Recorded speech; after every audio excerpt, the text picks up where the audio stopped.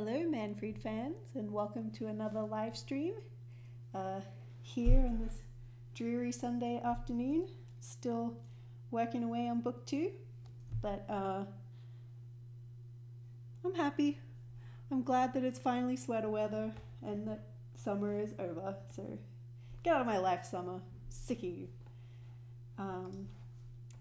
Going to give my good friend Kelly Phillips a call, so let's see what she has to say.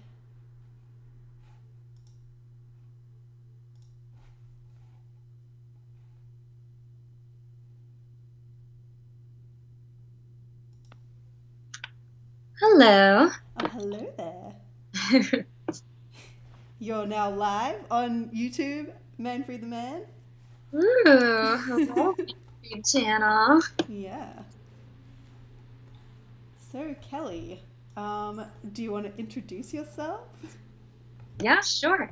So my name's Kelly Phillips. I'm from Philadelphia, and I am known for my book Weird Me, which is a story about how I was the webmaster of a Weird Al Yankovic fan site when I was a teenager. And I'm also the co-editor and publisher of Dirty Diamonds, which is an all-girl comic anthology. Which everybody should check out. Do you still have a Kickstarter on, or did that finish now? No, that blissfully ended, but the book is going to debut next weekend at SPX. Yay! Which we're both going to be at, by the way, so if anybody is in the DC or Maryland area, then come and check out SPX. It's at the Bethesda North Marriott next Saturday and Sunday. Literally the best. Yeah. What table are you at? I'm at F11. Alright, I'm at E2, so I think we're pretty close to one another again. That's Yeah. good. I keep only remembering my table number because it's like a keyboard key. So what are you working on now, Kelly? So I am very ill-advisedly working on a comic for SPX, Rapid Fire. Jesus. It's tight. Yeah, it's called The Phantom of Eternia, and it's a story about an event that happens here pretty monthly in Philly called the Skeletor Karaoke Gong Show, which is gong show style karaoke hosted by Skeletor. So this is sort of my tale of entering into this world and meeting this person that is Skeletor mapped to the Phantom of the Opera, because he 100% Phantom of the Opera thing. Have you actually ever seen his face? Oh yes, he was actually one of my bridesmaids in my wedding last year. So, I'm still like desperate to go to Skeletor karaoke. One sweet day, I'm gonna make it. Sign up sometime. Yeah, it's so up your alley. Yeah. Although I am a little bit worried about getting booed off the stage, I got to admit. I don't know how I would handle that. So usually I feel like it devolves into total chaos, and even if you like put on a really bad song or you're like really drunk and don't do a good job, he'll gong you, but then he'll like make you stay up there and punish you by making you sing an even weirder song. What if you don't know the song though? Then you both limp through it together, and then you can laugh at him because then the entire audience has no idea what the song is, and he just kind of has to realize that he failed. That sounds awesome. Yeah, there's a moment in here where I get to reveal when I was like too blitzed to even understand what song I put in, and he was like, "No, I'm gonna punish you with Truly Madly Deeply by Savage Garden." And a classic. A total moment of clarity washed over me once that played. I was like, this is in my DNA. Did you know that Savage Garden are from my hometown? Are you serious? Are they Australian? They're Australian, yeah. Oh my god. Yeah, they grew up in Logan, which is where I also grew up. That's so weird. They're like a blast from the past. So good. And there was always like somebody in my school who was like, I know those guys. They like live down the road from me. And you're like, yeah, right. You don't know them. You don't know like, Savage Garden. Right now, let me see. man, what a claim to fame.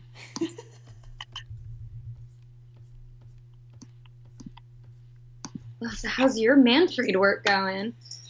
Oh my god, it is going. I have about a month left until I need to have it all finished. Oh my And God. Matt put together this very helpful spreadsheet for me where I can like go and like tick off all the pages that have been finished, and it gives me a percentage of how far through I am. So do you want to know how far through I am? Yes. 41%. Oh man. Yeah. I think it's like deeply satisfying to like tick off what you're doing because It then you feel like super is. you need to be able to like quantify at the end of the day to be like, what did I achieve? But now, like, the worst part is that, like, I'm constantly doing the math in my head. Like, all right, it takes me, like, this long to do a page, and then I have this many hours left until the deadline. So, I don't know if it's helping me or if it's just making me more stressed out. Yeah, I feel that. I keep looking because this book like totally spiraled out of control and it's like 48 pages. And I'm like, to be done by Wednesday for my printer to get it to me on time, and I'm like, I mean, that is, like, a heroic turnaround for a printer if he's getting it done in, like, oh two my, days. they're amazing. They're like, if you just give it to us by 5 p.m., we'll deliver it to you tomorrow. And I'm like, thank Wow. God. I've never heard of a printer working that fast. They're the best. It's Fireball Printing in Philly. There you go. Plug for them. Did you sorry, I have a bit of a cough. I had it last week and I still have it. I've had I it for like 3 weeks now. karaoke last night, so I am right with you. Do you have like a webcam? If you want to show what you're working on, I can like put it up on the stream as well. Ooh, I do. I have an incredibly janky setup that I'm working at right now. So I don't know how intriguing it is, but I'm still pretty new to all this streaming stuff, so it might take me a like hot second to figure it out on the fly. But yeah, if you want to put your webcam on, I can. The people can see what we're both working on. people. All right, hang on one sec.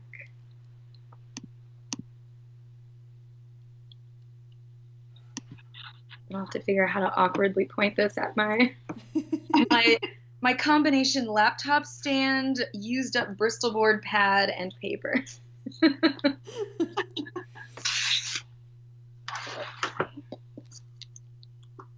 I'll do a little bit of this. Maybe I'll turn the lights on in here. Okay, now give me a second. I will see if I can figure out how to put that on the screen. Skype.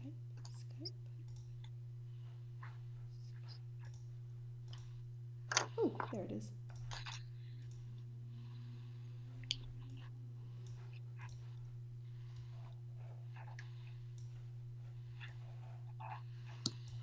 Yeah, someday I'll get like a proper drawing apparatus.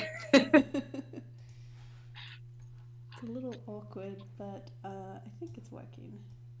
Why don't I'll put you in the corner down here. Don't put baby in the corner. I'm sorry, baby, you're going in the corner. People don't need to see my color swatches. It's not very important information. Find the corner is comfortable.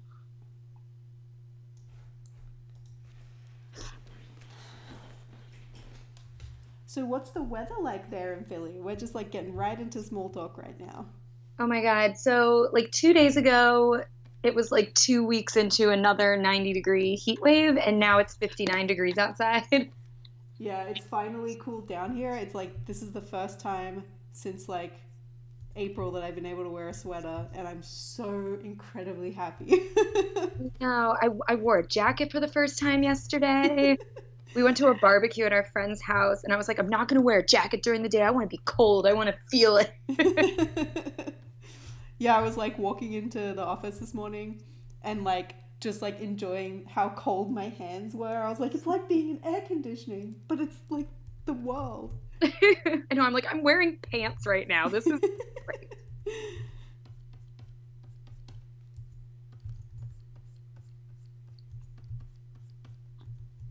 Death to summer all year round. Yeah, I feel like now that I'm like not able to really take any more time off to go to the beach or anything, I'm done. I like didn't have a summer vacation at all because the entire time I was working on Manfried. Oh, I know. I would like take days off here and there and just like sadly limp my way through the rest of the week. It's the worst because I have so much time off at my job, but I just like can't take it during the summer. Oh, that's a bummer. Yeah, we're like based around the school calendar, so the summer's like our busiest time for getting ready. All right. It sucks. That's a shame because you would think if you were on the school calendar that you would get the summer off. Yeah, and so many schools start in August too, so you're like as soon as July hits, that's when you have to be like, all right, let's get all the information for the year. Ugh. And then I cry.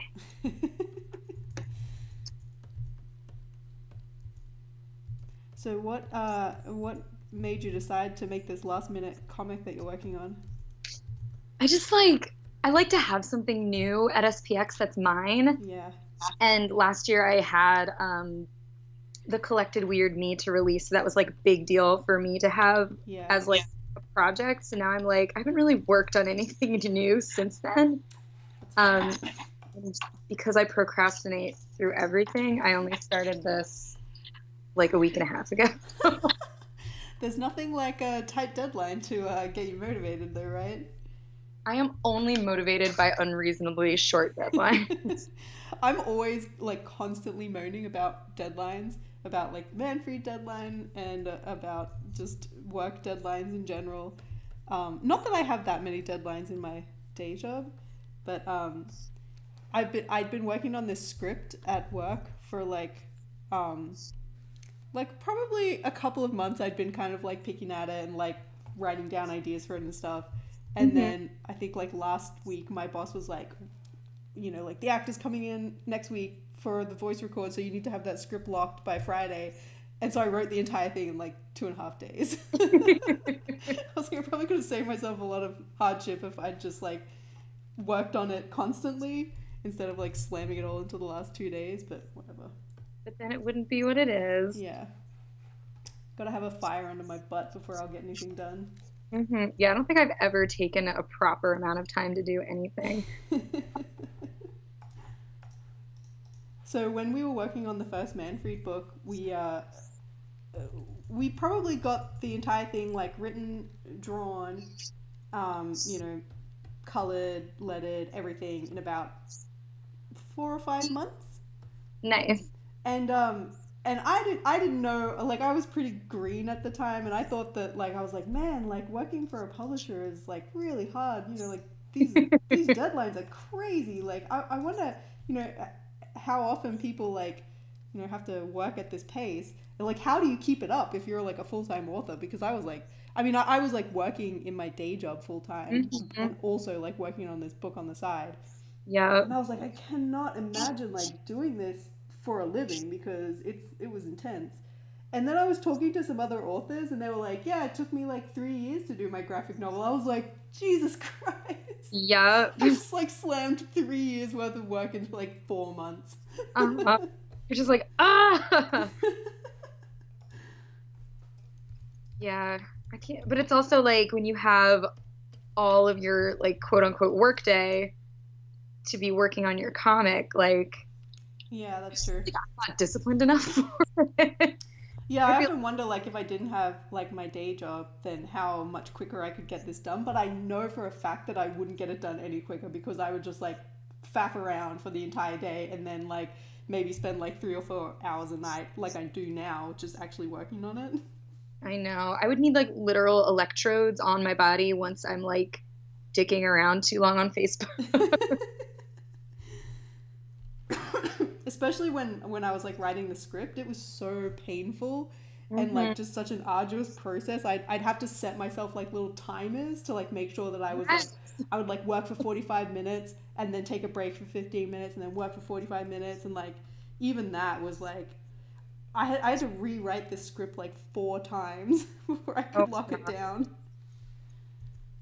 It's good you were giving yourself breaks because I feel like that's the easiest thing to just not do. Well, because otherwise, if I didn't do that, I would like I would be like, oh, you know, like I'd be like trying to think about some dialogue, and then I'd go on Twitter or something like that, and like an hour later, I still wouldn't have written anything. But if I Mm-hmm. gave myself these little like timed breaks where it's like, okay, you can go on Twitter for like 15 minutes. Yup. A healthy thing to do. Yeah. I've been trying to like make sure that I stand up and like stretch out because I'm like my body hurts all the time now. I had to get a chair with like lumbar support. Oh, I need that so bad. I went and got a massage last week because it was my birthday, and my shoulder has been killing me for like 3 months. And the Uh, masseuse was like shocked at how like bad my neck and shoulder were, and he was like, "What do you do all day?" I'm like, "I just like work at a computer." And he's like, "You like must be using the mouse very aggressively." And I was, "Yeah, I do. I use the yeah. mouse very aggressively." Oh, yeah, it's the worst. I like just pulled a muscle like in my hip joint the other day. Like literally no idea how because I'm like I even took a couple days off of like working out because I've been so like I must be working on this book. And then like in the middle of those days off, I was just like, why is my hip like about to fall out of my body? I've just been limping around for the last 2 days. I mean, like, I thought that people were joking when they said, like, oh, once you get to, like, 30 years old, you're gonna be, like, all aches and pains. I was like, that can't possibly be true. But, oh No, my it's god, it's extremely true. 100% true. Yeah, I feel like my late 20s, I started to like feel the decay approaching, and I was like, no, no, it's okay. And now I'm like, yeah, this is forever. Just This is just gonna me. get worse. Yeah, I'm just always in pain. And, like, I keep saying to myself, like, oh, once the book is done, then I'm gonna, like, go to the gym, and I'm gonna go and like, do Pilates or something. I don't know how well I'm gonna actually stick to that plan. I'll probably just, like, start another book because I'm a masochist. Uh-huh. I know Gotta every keep these live streams going. Gotta live stream something. right. Live stream your workout. It'll be Yeah. so much more stressful to Yeah. people watching you sweat. No, I like tried desperately to stay in some kind of a regimen because I was like really strict when I was getting like within the month or two before my wedding. And Mm. it's like if I just keep doing this, then I won't die. I've been trying to be like diligent that I at least try to do it a few times a week. But I also do it at home because I'm like I would literally never take longer to get home after work. Yeah. I sometimes manage to do some like yoga or something at home, but very rarely. And only when I'm in like excruciating pain. Oh, I know. Yeah, I found this website that has good like home workout videos. I'm beholden to them. There was one Sunday morning where I was kind of browsing on YouTube and looking at workout videos because I was like, maybe if I make like a little YouTube playlist of workout videos, then I'll actually like be motivated to do them.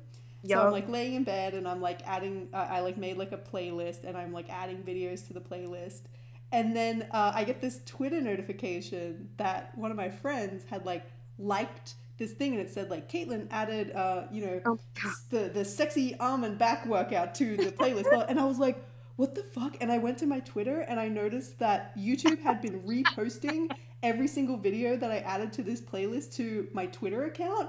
And no. I was like frantically going through and like deleting all these tweets like, oh my god, why is this a feature, YouTube? Why did you do this to me? Jesus Christ. No, like YouTube is for my secrets. Yeah, and so then I had to like Google how to turn this thing off because it's like kind of hidden in a bunch of like secret menus in YouTube that it has this like automatically, like post if you add something to a playlist to your linked Twitter account. I was like, oh, I'm so humiliated right now. That's so horrible. That's like such a good example of like user interface like not suiting what people want. Yeah. Or Oh like my god, imagine if I had been like making a playlist of like, I don't know, furry porn or something. oh, that's horrible. No, I don't need anyone to know what I watch on YouTube. The world doesn't need to know my dark secrets. Especially because, like, if we ever have people over and we're getting a little raucous and we just, like, start YouTubing the worst shit we can possibly think of, like, I don't really need a trail of updates for what we did. Yes. So anyway, if you're ever making a playlist on YouTube, just double check that it's not like reposting everything to Twitter. Ugh. Especially if it's like a sexy arm and back workout routine. Just want sexy arms. That's all I want. I just want sexy arms. And it's like, it wasn't even that I was particularly self-conscious about my arms. I just wanted to like be stronger so that I could do push-ups. Good upper body workout. Yeah, my end goal was I was like, I want to be able to do push-ups, so I just got to like build up my upper body strength. But all of the workout videos that are for like strengthening your arms, it's always like, get tank top arms or whatever. I'm like, this is awkward, YouTube. Dude, why do you have to be like this? I feel like my body is not built to do push-ups. I feel like, because I've been working out now like pretty consistently and doing lots of like strength training, and I'm like no closer to doing a normal push-up. That's so frustrating because I can't even ever remember a time when, even when I was a little kid, that I was able to do a push-up. But I'm sure it must be possible. Yeah, I'm like, there's something about the way my body is shaped that I just cannot ever do a normal push-up. And like, I used to be able to do like cartwheels and handstands, and like, they're essentially the same thing, right? You're just like holding yourself up with your arms. Like, they're arguably harder and but I'm like, I like get into a plank and I'm just like, oh nope, my body doesn't move. And I almost feel like it's the like going down that's harder. Yes, going down is the hardest part. That's what she said. That's what she said.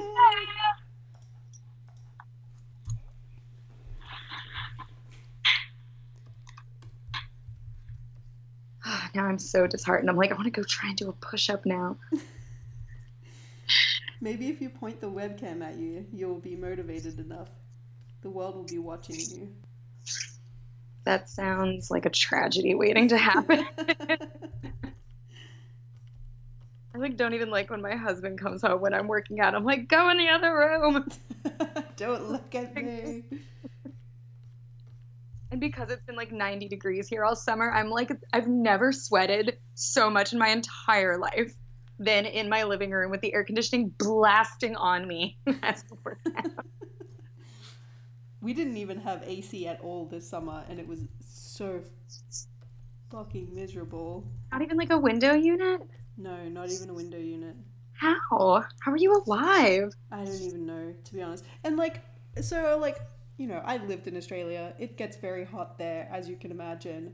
Yeah. And, it was definitely, when I lived there, it was definitely 100% hotter than it ever was here in Toronto. Like, there would be days when it would be like 45 degrees Celsius, which is, I don't know, was like 2 million degrees Fahrenheit or whatever the conversion is. Celsius, I'm like, that's just the sun, right? Yeah. That's like the only Celsius I know. I'm like, in the 30s, it might as well be molten lava. Yeah, pretty much, yeah. And yet, for some reason, whenever it gets above 25 degrees here in Toronto, I'm just like furious. I'm so mad because I was like, I left Australia for a reason, and I do not want to have to suffer through heat above 25 degrees Celsius ever again. So yeah, this summer has been particularly disheartening because it's been very humid and hot. I know. And I was like, this is why I left. This is why I left, goddammit. I don't want to live through this anymore. I know, anytime I come to TCAF and it's not just like beautiful weather, I'm just like, this is not what I paid for.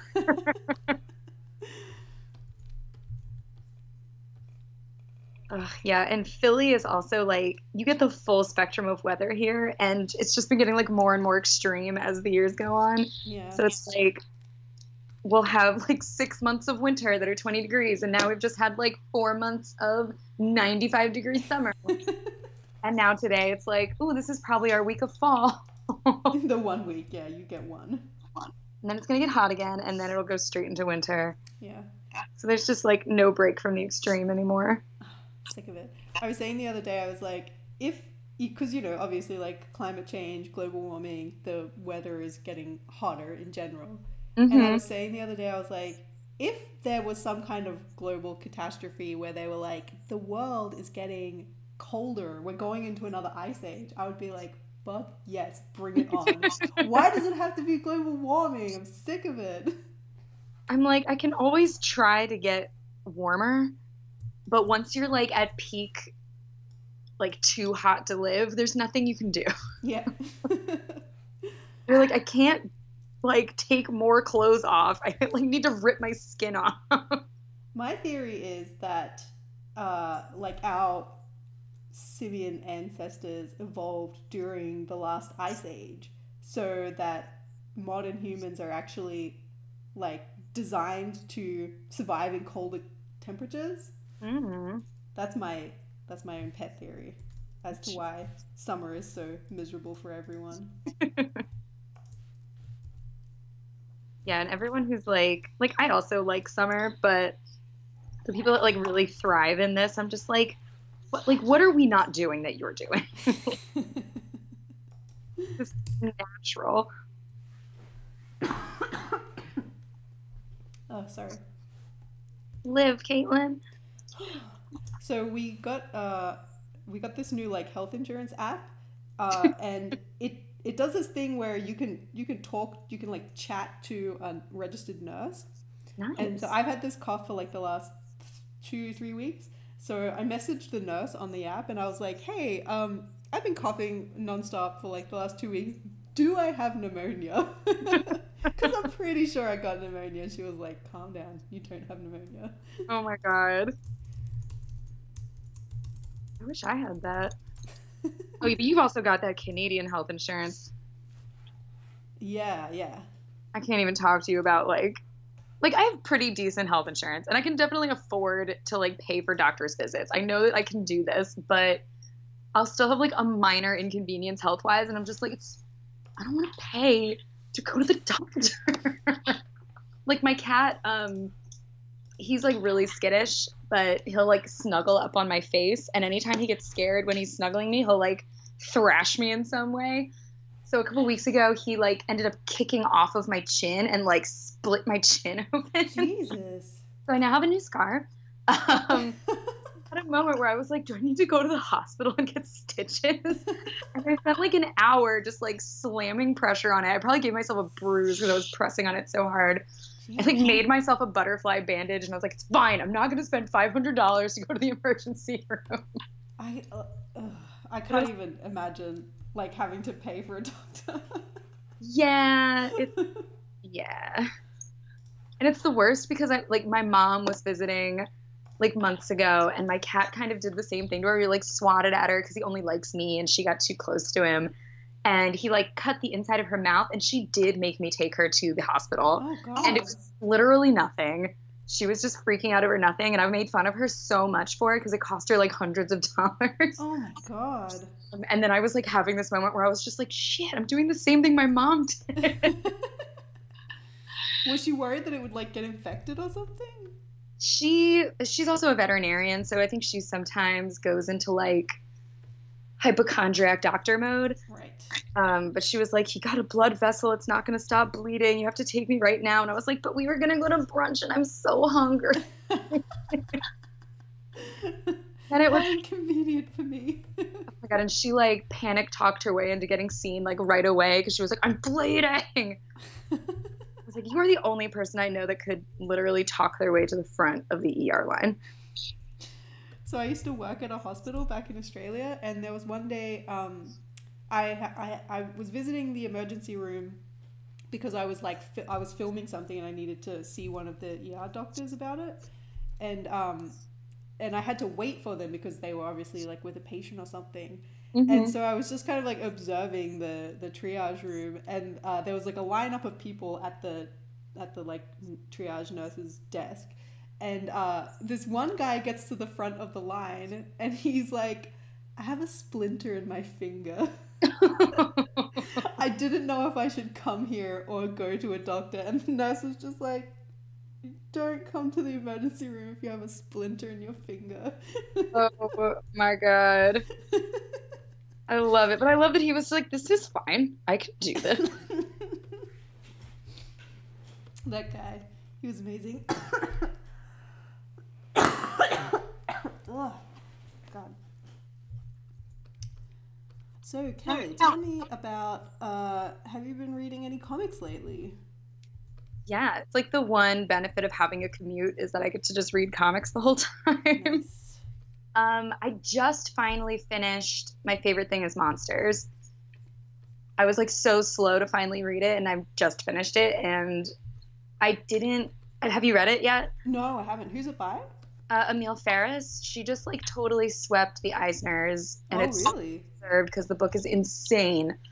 It's essentially it's kind of just like a simple murder mystery, but what's most fascinating about it is that it's like also a love letter to like classic horror monsters and Chicago and all these like hyper specific references that are totally from the author's real life.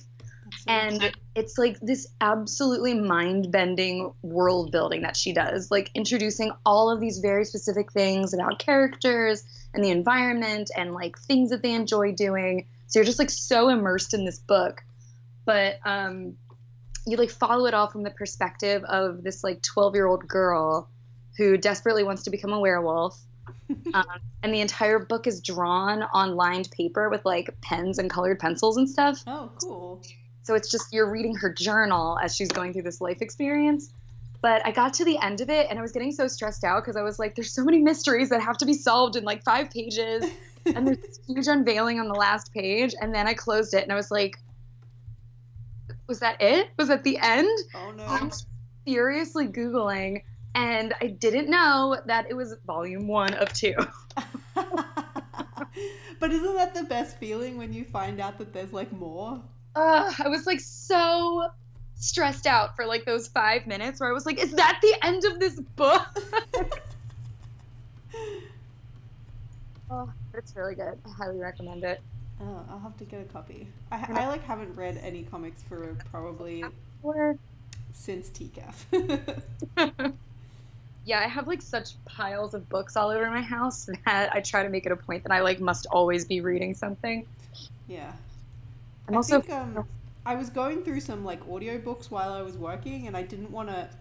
I don't know about you, but like I'm not really a fan of sort of having 2 things going at once. You know what it's I mean? hard. Yeah. So I was working through some audiobooks, and then I finished them, and I just kind of never really got back into the habit of reading. I'm so lazy. But also, like, if I ever were to like not have a commute in my life, would I carve out time to be reading as much as I do now? Yeah. Because I'm like, I always try to pick up anthologies so I can see like who's new in comics. Because we're always looking for new people to join Dirty Diamonds. So I'm always trying to be like, who's doing what right now? But it's like I need those 20 minutes in each direction every day to be keeping up. Yeah, because like pretty much the only time I would have in the day to read is like right before I go to bed. And usually I'm so brain dead that I can't really concentrate on anything. And that's when I want to just be like, yeah, like totally brain dead, surfing internet or watching TV. Yeah. I have been watching like a lot of Netflix lately. I'm really making the most of that Netflix subscription right now. Yeah. I just started watching Downton Abbey. Oh, really? For the first For time? the first time ever, yeah. Oh my It's God. very good. Yeah, I remember like starting to watch that on a whim like years ago. I think like after the first season had finished. And I was like, okay, everyone's talking about this show. Everyone's going crazy for it.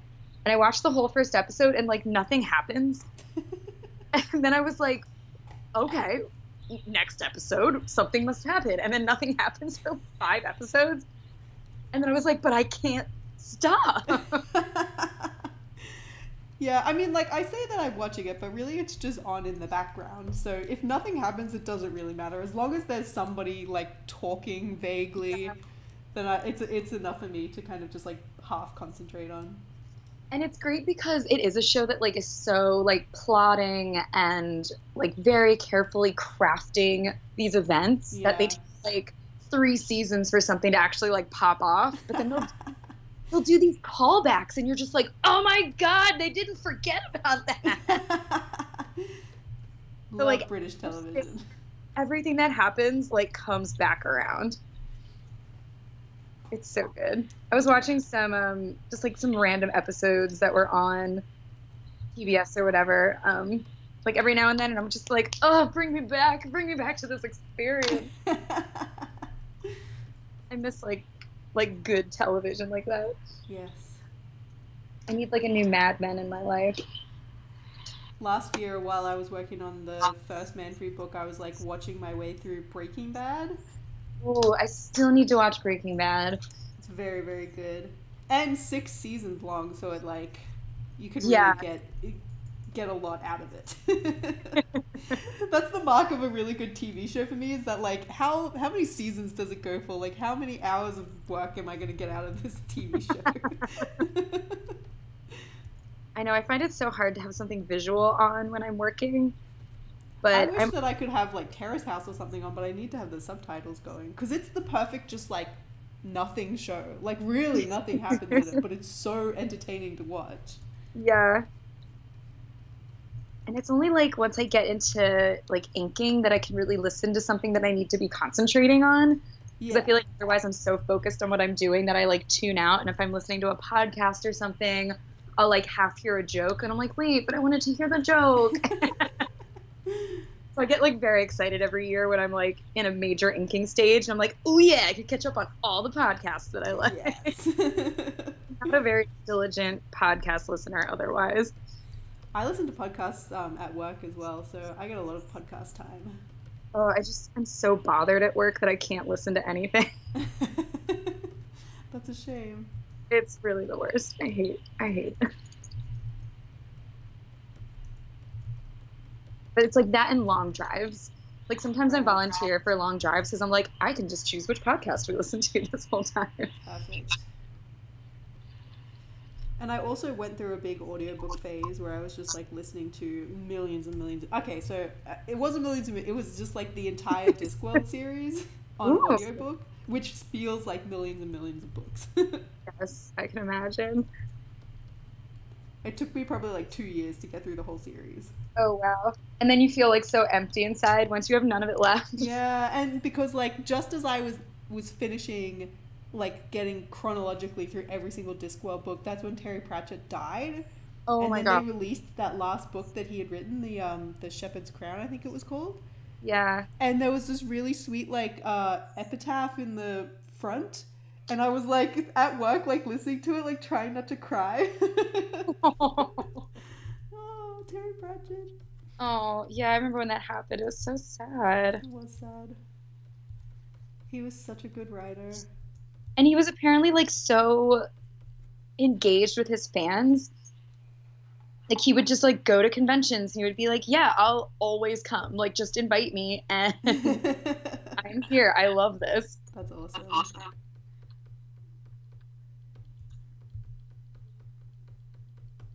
So do you have any other recommendations for comics? Ooh, what else have I read recently? I finally read My Lesbian Experience with Loneliness. Oh, I read that a couple of months ago as well. Oh, it's so good.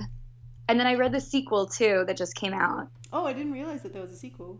Yeah, it's called oh my god, what is it called? I'm gonna go look at it on my bookshelf.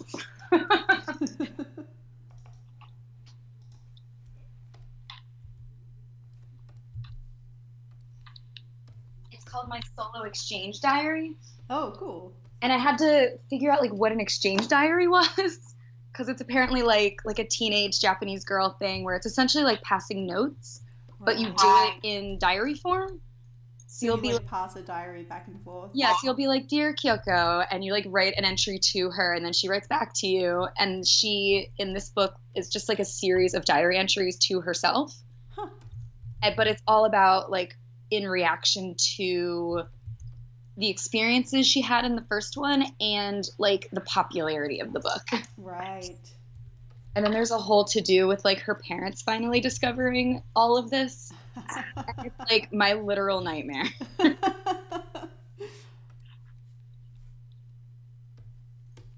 I'm like never super. I've been thinking about doing like a kind of autobio comic about like, I don't know, like growing up in Australia or something like that.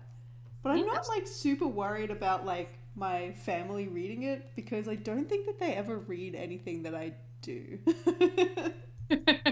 My Like mom. I sent the first book of Manfried to my mom when she was in the hospital earlier this year. She had like a tumor on her liver. Oh. And so I sent her the book and I was like, it might be the last chance that you have to read it. And Oh. she's fine now. But after a few months had passed, I was like, did you Read it. I was like, did you read the book? And she was like, yeah. But no feedback.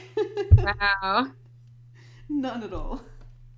Not even like, it was good. It was just like, yeah, I read it. What more do you want? Wow. No, my mom is totally like invasive and weird and like doesn't know how to like read emotions in people. So she's just like, she would never leave it alone. So I'm like, don't read any of my things ever. Also, you're in a lot of them, so please don't. That's the downfall of doing lots of autobio. Luke says that I should stay in my lane, and he's probably right. I probably shouldn't do autobio. Because I don't know, like it seems so not to like dunk on anybody who does autobio because I do genuinely love reading autobio, but like it feels so narcissistic that like I'm like I don't know if my life is interesting enough to warrant an autobio book. Mm-hmm. Like I guess that I don't find myself interesting enough to warrant autobio. Well, step one is that you have to find it interesting. Yeah. Yeah, I like talking to people about like the writing aspect of autobio because you do kind of just have to like turn a real life thing into fiction. Yeah. Like you have to learn how to like what to edit out of your life, what you can like forget isn't quite true, and like you can rearrange events.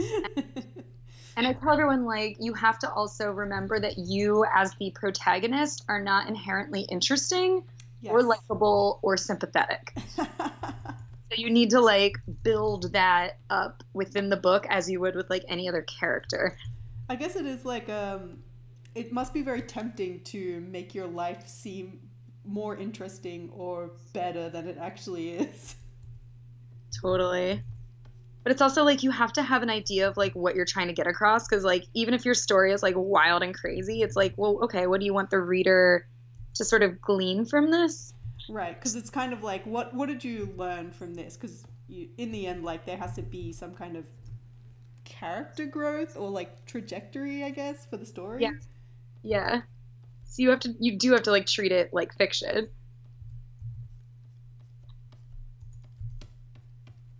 As this morning I was stressing, I was like, is there a point to my Skeletor book?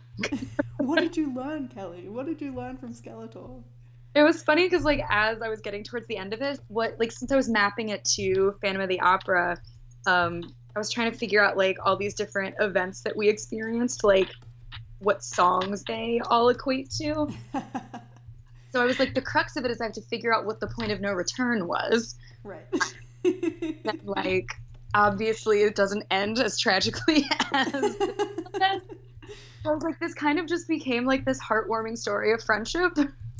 Well, that's nice. It's like if the Phantom of the Opera wasn't super depressing. Yeah. What if Christine was like, you know what, we should be buddies? So I'm like, the point of no return is that we became friends. After I had a terrifying car ride. That's adorable. I can't wait to read it. I'm definitely going to get a copy at SBX. I hope I finish it. Yes, me too. Get back to work. Ugh. I know I keep getting to all these panels and I'm like, why did I draw so many details in my stupid bathroom? This isn't like important at all. I'm constantly furious at my past self. Anytime that I'm like doing lettering on this book, I'm like, why did I write so much fucking dialogue? Oh my God, I hate this.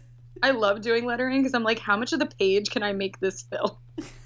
And I keep doing all these parts where like I'm using the songs from the musical in there. So like even this panel right here, I'm like half of it is just lyrics from a song. So you do your lettering before you do your inks? I kind of like to because it blocks the space out. Yeah. And I can sort of see like how and if it needs to interact with the artwork. Do you hand letter everything? I do for the most part. Yeah, I'm not a big fan of fonts unless it like looks really cohesive with the artwork. Yeah. It's like people that do use a font, I feel like a lot of times they've like spent lots of time figuring out exactly what looks right, and that's why it looks good. And you can tell when people just kind of like choose one, and you're like, this is kind of pulling me out of it. I have like a handwriting font that the publisher got made for me. Yeah, that's awesome. I've seen those websites that can like generate those. Yeah, I've used the free website ones, and they're okay. But this font that I use for Manfried is it has this thing where it's like it will, depending on like the letter that's before or after it, it'll like, so like I had to write out the alphabet like 3 or 4 times, and it kind of mixes the letters up so it doesn't look like too similar. So that's so cool. So it looks a little more natural. I love it. Yeah, because there was no way I was going to have time to hand letter this book. A lot of pages. Because it's what, like, the last one was like 200 pages? Yeah, this one's about 200 pages as well. Whew. Yeah, it's a lot of pages. Yeah, and it's also like lettering's kind of time consuming, so I like to just get it out of the way. Yeah. I like do my panel borders and my lettering first, and then I'm like, look, the page is like half done. And you're not coloring that one, it's just ink, right? I'm gonna try and keep this like as black and white as possible, and maybe do like one digital tone over it. Nice. But it looks really like stark and clean. Yeah. I really struggle with like, I love hand toning because it feels like very painterly, and I have lots of fun doing that. I don't get a lot of joy out of doing like a lot of digital work. Right. It replicates like crap. Do you use like screen tones like Deleter or something like that? I have like I use a lot of Copic markers, and like I have a little like white paint marker that I use. Nice. But it's hard because like the grain of the paper and like the depth of the black and all of that is hard to manipulate without also like blowing your tones out. Right. After it. So it's always a game of like, how can I preserve this while also like bumping this up for print, and it becomes very time consuming. So I'm trying to like eliminate that arduous part of the process. Oh, Chloe joined us. Hey there, Chloe. How's it going? I'm just looking at the chat. Also, Luke said that autobio books are just free therapy. Oh, I literally had that in my bio for a long time. I was like, I'm pursuing whatever kind of comics as a cheap form of therapy. So yes, spot on. It doesn't help that I read like so many other people's autobio comics when we're publishing the book too, that I'm like so invested in their lives. And like, I give them advice on like how to refine the story and stuff, and I'm just like, you should really find what motivated you through this moment and like tap into why you did this. I'm like, man, this is getting like deep.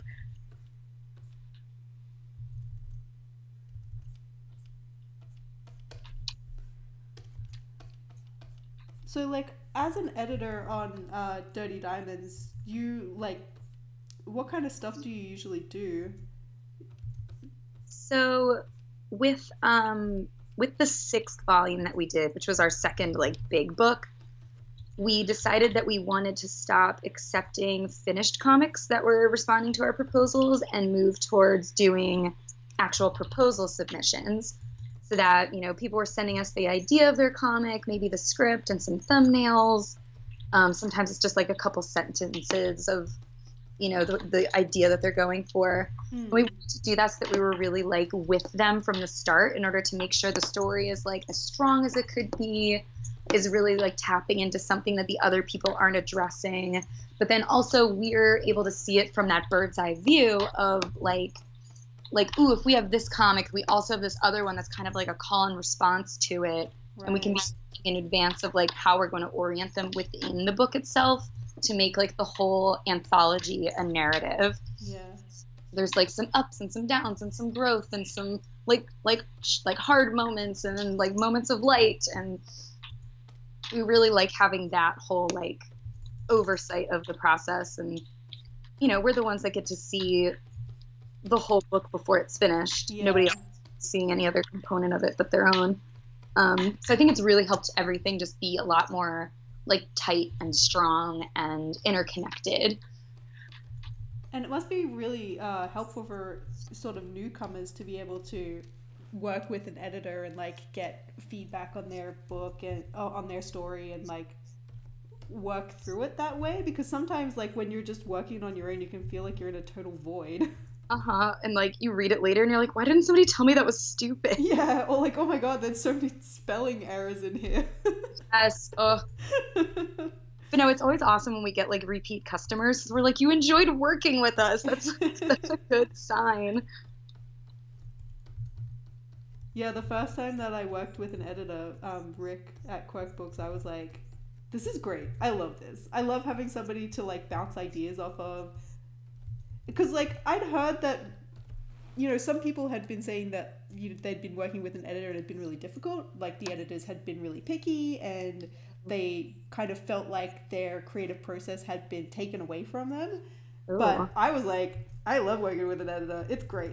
I also feel like that's a bad editor. Yeah, yeah. Because I try to be like there's things that I do and don't like and prefer, but I try to make sure that our feedback isn't like overstepping someone's style or voice. Right. Like this isn't a choice that I would make, but I see why you're making it, so I want to like help make sure that that's strong. Yeah. Yeah. I actually had my first time editing a comic at work. I don't know if you've ever seen the show Super Science Friends that I work on at my day job. I didn't know that was the show you work on. Yes. And we just recently made a comic which is like an anthology of little stories about the characters from the show. And we actually like hit up a bunch of the fan artists who post stuff on like Tumblr. Aww. A lot of them live in like Russia and like the Ukraine and stuff, like in Poland and stuff like that. Yo, Poland has an amazing comic scene. Yeah, well, I heard just recently about there's a really big comic show in St. Petersburg, I think, which apparently is lit. I want to go. I know, I'm like, I kind of want to go there now. That sounds rad. Yeah. But yeah, I had my first go at editing an anthology. It was fun. Right? Yeah, it was really cool. I really love it. It's such a fun process. I liked because now that I've like made a graphic novel, I feel like I have so much more experience and I can actually like have informed opinions about other people's work. Right. So I was able to like give people notes on stuff and I was like, I know what I'm talking about here.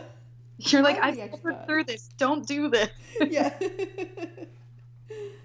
But yeah, I'm going to have some copies of it at SBX, so nice. You should check it out. I actually also have a comic in there that I drew, which is, I'm just going to plug that now because it's very funny. That's also the joy of editing your own book. It's like, well, and then I get in, obviously. Yeah, and then obviously I'm going to put my own comic in there. That's definitely like the genesis of Dirty Diamonds. We were like, well, we want to be published, so we're going to publish ourselves.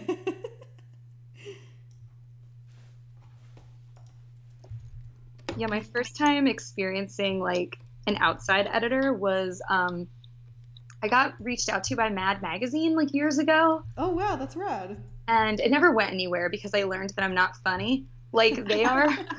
Like we have very different senses of humor. But they were like deliberately trying to seek out more women to be in Mad because it's definitely very like boyish humor. And he was just like, yeah, like just you're a free invitation to send pitches. And I would send him random pitches and they were all really bad, like very bad. But I was just like, I have to do this. I want to be in Mad Magazine. That's awesome. And he would come back to me and he would like call me on the phone and he would talk me through it and he'd be like, okay, yeah, we sent this to the whole writer's room, the whole editor's room. And I was like, you did what? I was like, I was an agenda topic. And he's like, yeah, here's all the bullet points and da-da-da. And it was all like very, very spot on feedback. But I was just like, oh, like how many people were talking about this horrible idea that I sent you? Okay, that sounds pretty daunting. Oh my God, but he was so sweet about it. I think he like just recently retired, which is why like Mad Magazine just relaunched itself, I guess. Right. But yeah, he was super cool and it was very kind of him to reach out and humor me. And he was like, Mad humor. And I was like, yeah, yeah. Very like dry and melodramatic. Not Mad Magazine.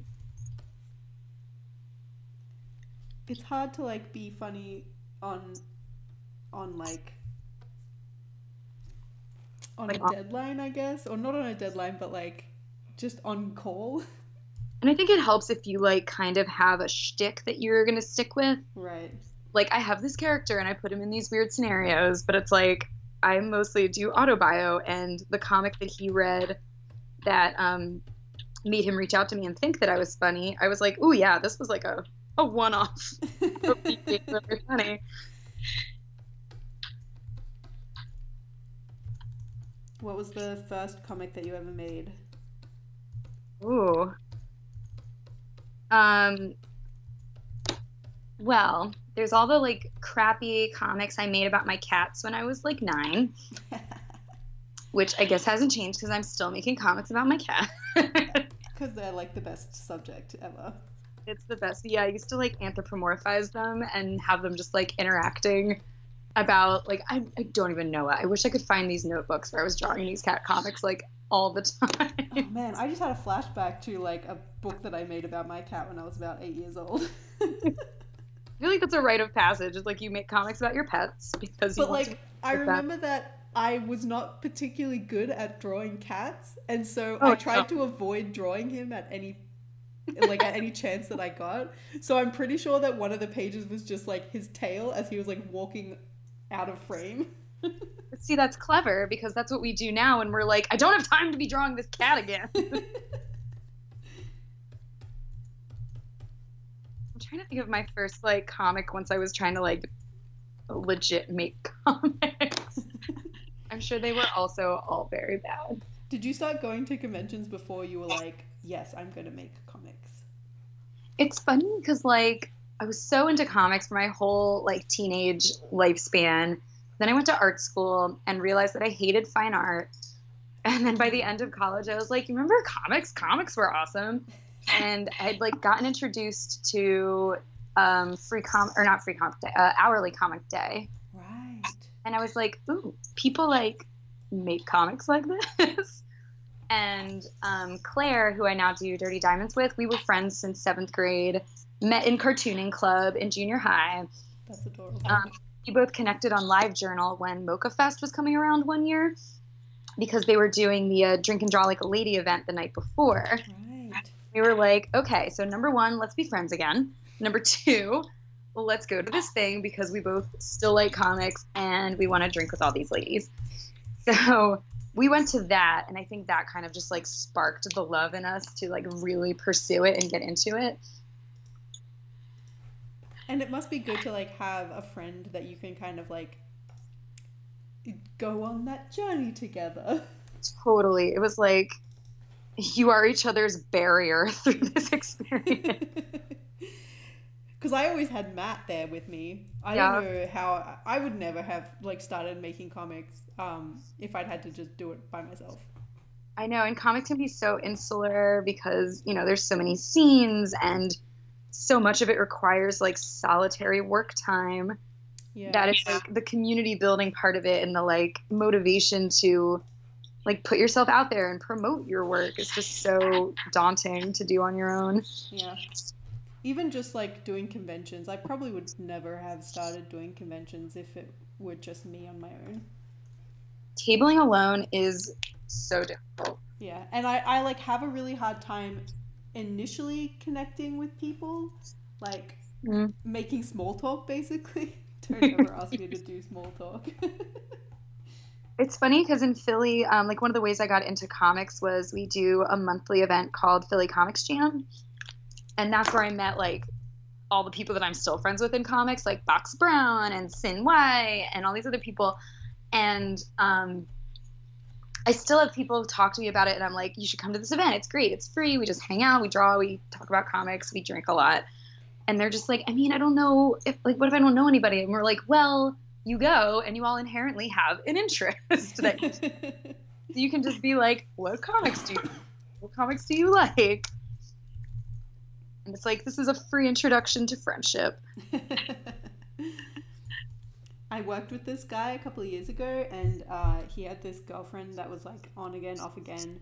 And at some point he had like broken up with her, and he, for some reason, he thought that asking me dating advice was a good idea. And I was like, okay, like I've been with Matt for like 10 years. I haven't dated anyone since I was 19. Like, don't ask me dating advice. I have no idea. But I was like, he was like, do you think I should go on Tinder? Like, blah, blah. And I was like, I don't know, man. I was like, why don't you just like, you know, find a meetup of something that you're interested in and go and like meet people that share interests with you. And he looked at me like I was crazy, and I was like, that is not a crazy thing to suggest. Yeah, like, didn't we all date our way through our friend groups at some point?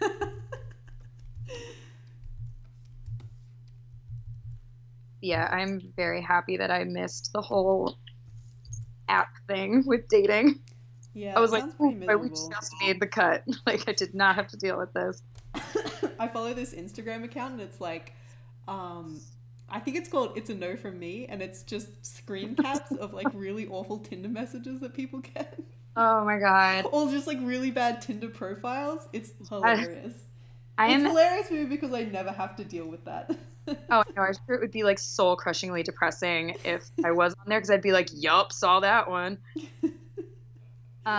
I'm absolutely obsessed with Nicole Byer, and she has a podcast called Why Won't You Date Me? And it's all just like her bringing her comedian friends on to look at her Tinder and Bumble profiles. Oh my god. Sort of just like analyze, like, what are their impressions of it? Like, would you message her? Is this good? What's wrong with it? And it all just kind of becomes like deep psychoanalysis of like how she doesn't like put herself out there and make herself vulnerable around people, and people have like such good insights into like why she struggles to have a relationship, and she's so earnestly like loving this feedback. But it's also like she'll have people on like us where it's like we never had to do this, and she's just like, what is life like without this? Like how do I escape? I would be terrified to find out what people really thought of me. Oh my god. No, I was like, I don't want to know. Don't tell me. Because she asks such like personal and prying questions, and then they're just like, Nicole, can I be real? And she's like, please, I'm alone. Oh, it's so good. And it's like such a voyeuristic podcast to listen to, because I'm just like, Nicole, this is how I would have handled this situation. Like, why don't we just become best friends, and then I can help you on this journey. Yeah, if only the podcast had like a call-in section. We could just call in. I know. I want to be like, Nicole, can I friend you on Tinder just so we can be friends, and we'll go from there. Is there such a thing as like friend Tinder? I wish, because there's like for all the celebrities that I love, my ultimate goal in life is to be best friends with them. So I'm like, can we just do this, guys? Like, I know we're gonna be best friends. Is there anyone, I mean, obviously you've met your real hero, who is Weird Al, but is there any celebrity that you would just like completely lose your mind if you met them? Oh, like probably a million. God, right now I think Nicole Byer is my most obsessed person, where I'm just like, please, we need to be friends. But I would definitely probably cream my pants if I ever met Liam Neeson, because I've been in love with him since I was 13. That's adorable. And he was my gateway drug into learning about Weird Al. So I'm like, you don't even know what you did to my life. Liam Neeson was? Oh, yeah, because I was so obsessed with him in Star Wars Phantom Menace. Right. I was in love. And then I discovered the song that Weird Al did, and it was just like, bam, off from there. So it's all Liam Neeson's fault. Wow. Do you have any celebrities that you would just like die for? I've been watching a lot of interviews with David Tennant recently. Yeah. Because I was doing some research on Doctor Who for unrelated reasons. And you do. Oh, Chloe says in the chat, Weird Al is so good, I met him. Chloe, you should definitely check out Kelly's book. It's called, what's it called, Kelly? Do you want to plug it again? Yeah, it's Weird Me, and it's about how when I was 13, I started a Weird Al fan site, and it led me through quite a journey of the early internet during these fan years. And Weird Al has read it and told me he loved it. That's so cool. And you got to like, you met him just recently, didn't you? On like at like a show? Yeah, he did a concert here, and I was like, I'm gonna splurge for the VIP tickets. I'm gonna do the meet and greet. It's gonna be the best. Um, and I was like, I'm gonna do it. I'm just gonna go up to him and be like, hey, so I made this book. And if he didn't know about it, I was like, cool, I can give it to him. If he did know about it, then I could be like, haha, that's me. So I did that, and he jumped up and gave me a hug, and he was like, yeah, I've read it. And I was like, That's so cool. I realized it was because so I originally put it out as mini comics, and I was releasing them like slowly over like 2 years, and I had them available on my web store. And at one point after like the 4 mini comics that comprised the book came out, I got a store order from Weird Al's wife, No and I didn't really recognize it because she still had her maiden name on the account. And I was just like, wait a minute, I know this name. This is Weird Al's fucking wife. And she has a very, very distinctive name. And I was like, there's no way there's 2 Susan Krajewskis out there. I honestly didn't know that Weird Al was married. Yeah, I'm not surprised. It's just that was just a bit of information I didn't have before. it's because he's so wholesome, you don't even think about it. Yeah. Yeah, he has a 13-year-old daughter. Okay, yeah, didn't know that either. I feel like there's so much about Weird Al's life that I personally don't know. I can tell you all of it. Yeah, I got this web store order, and I was like freaking out to Dan, and I was just like, what do I do? I just like mailed her like every extra that I had, and I was just like padding this order to make it like as nice as possible. And then nothing ever came of it, and it was like 2 years went by, and then I have this book, and I was like, oh, he actually read it from then. That's so So he cool. had like my old janky like stapled together versions of the book, and then I was like, well, here you go, and he was like, yeah, I can put it with the other ones now. And I'm just like, oh. So you took like the big collected edition to the show? Yeah, I brought it for him. And I made him sign a copy for me. So I have a copy that he has signed. And then I realized that I forgot to sign his copy. So now I'm like, yo, Weird Al, just invite me over. I'll sign the book. We'll hang out, be best friends. That'd be totally cool. It'll be great. That's honestly like the best outcome for I know. like a fan. It's essentially a fan comic, I guess. It was, yeah, I was like floating on air and then so deeply depressed afterwards because I was just like, I achieved the peak. Like, what is left for me to do? It was like, yeah, the severe emptiness was there. Chloe said that when she met him, she gave him every single drawing she had ever done of him in one week. Oh my God. I guarantee he has them all. He's just like the nicest, kindest person, and I think really deeply appreciates his fans, and is just like a sweetie. That's so cool. Yeah, Yeah. I don't know which celebrity I would like totally die for.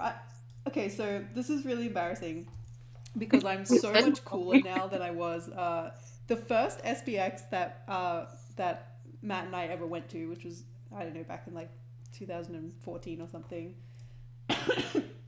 We were so like starstruck because there were all these people that we only knew on the internet. You know, we'd come over from Australia just to go to it. And and I met Kate Beaton, who I was like a huge fan of. And I had zero chill. I was like completely tongue-tied. And I was wearing this dress and it had like a picture of like a tiger on the front of it. Mm-hmm. And she very casually was like, hey, nice dress. And I just went, rawr. And then I was so embarrassed. And she looked at me like I was crazy, which I was. And so I just kind of like walked away. I was like, this is humiliating. I think that was the perfect reaction to that compliment. And I think you made a deep, lasting impression on her. But it was kind of that situation with her where like I had been reading her comics on the internet for many, many years. Mm-hmm. And I guess I kind of felt like if I ever met Kate Beaton, I bet I could be friends with her because she's cool and funny and I'm cool and funny. Yeah. But I'm not cool and funny. I'm a huge nerd. And when I met her, I didn't immediately become best friends with her. I just like made an ass of myself and then walked away. Yeah, I'm sure she doesn't remember, which is fine by me. Yeah. I'm sure so many people have been so much weirder to her. Yeah. There was one year for that Drink and Draw Like a Lady event before Mocha. She was there, and I remember we were also like, oh, we can't talk to her. Like, we have nothing cool to say. But I remember, like, one of her sisters was also there, and we got so hammered, and we're just only talking to her sister. And we were like, you're awesome. We're going to be best friends. And we're like, you know, you have those like one-off nights with like some stranger, and you're like, this was a perfect time where we were best friends for like 4 hours. Yeah, yeah. That's a week. And then never like leverage that to be like, oh, maybe we should say hi to your sister. That's such a raucous good time.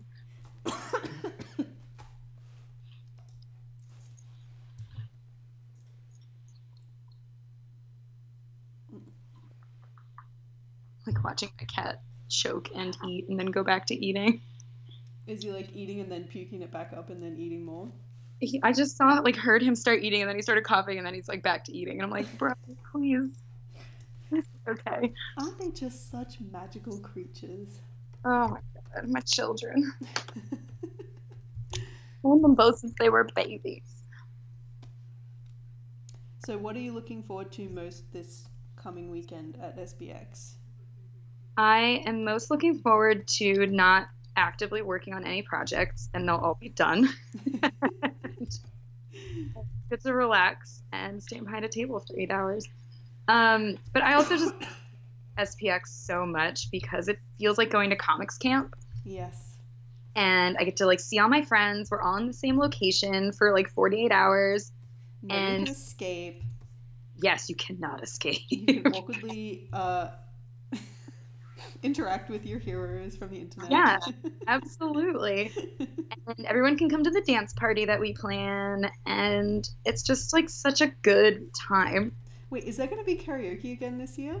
Yes, there is. Oh, I'm so glad. Although I've had this cough, and I don't know if my voice is going to be any good, but I don't even care.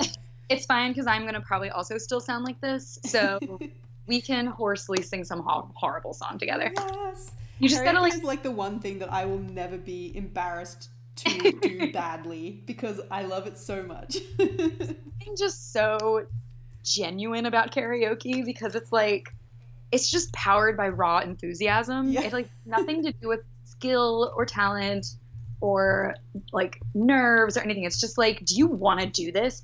Go do it. Yeah. And it's like the room is dimly lit enough. Everyone's just a little bit tipsy, and it's just a great time.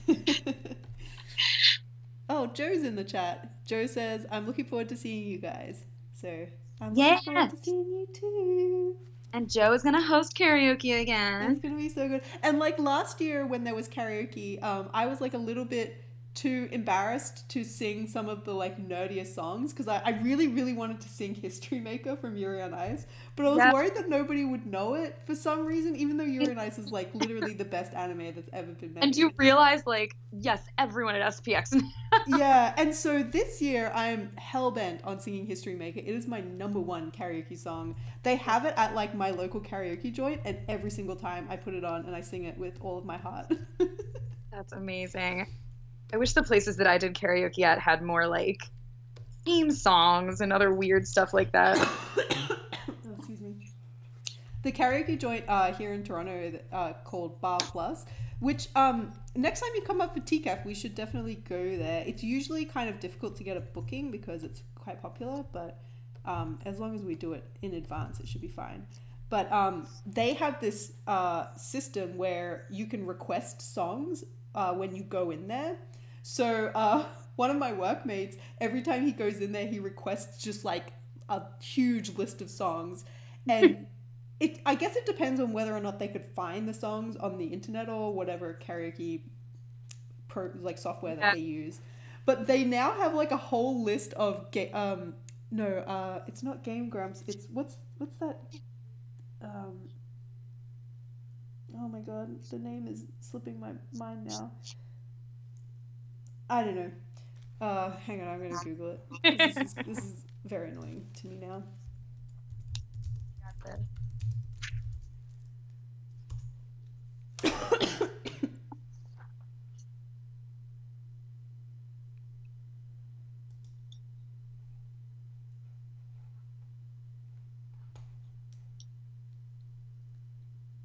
Ninja Sex Party, that's it. Oh. I don't know why I couldn't remember that name. They keep like building up their like catalog based on what people request. Yeah, and so I have the app for that place on my phone, and every now and then I'll just like browse through their like news section, and some of the stuff that they get on there is truly weird. I'm like, where did you even find this? Amazing. But also amazing. I love it. Yeah, being able to request karaoke songs is the greatest thing ever. And like it may take them like a few weeks to update their system so that the songs are on there, but it's like it kind of gives you an incentive to keep going back because you're like, oh, maybe they'll have this new song. That's awesome. I love that. And then it's a little disappointing when you go to a sort of different karaoke place and they only have like the old standard karaoke songs, and you're like, I mean, I guess I'll sing some Meatloaf if I have to. I know, I've like witnessed so much bad karaoke that I have like instant opinions about any song, and I'm like, this isn't going to work for these reasons, and this is going to work for these reasons. But I'm also so spoiled by the Gong Show format because I'm like, when you get to the parts where you're kind of like, I wish this was done already, you get gonged. Or if someone's really bad, they get gone. You get to like the 16 measure break in the middle of a song and you're like, oh, I forgot that this song had a huge instrumental part right in the middle. To part ways with this song. And then it also like pumps more people through and you can like fill more people in throughout the night. Right. Because like I prefer to do the like private room karaoke, like Korean style. Yeah. And I'm not a huge fan of bar style karaoke where there's like a DJ who gets to decide who sings and who doesn't, because like I'm always frustrated by how long it takes to get up there. Know. It's like the DJ keeps putting his friends on. You're like, come on, man, this guy has already sung like 3 songs. Can you not? I know, it's very competitive at Skeletor. But then I'm always like, since he and I are like BFFs, I'm just like, you are legally required to make sure I go sing at least once. Like even if it's like a stupid song that you want to do and I hate it, like I at least get one thing. Clearly, like I just need to make friends with a karaoke DJ. It's what's missing in my life. I know, and that was like for a long time at Skeletor, the guy who did the DJing in the back was also my friend, so I could like put songs in and he'd be like, when do you want to go? And I'd be like, make it like 12:45. I'd be like, drink a few beers first, like sneak me in like 30 people in. Yeah.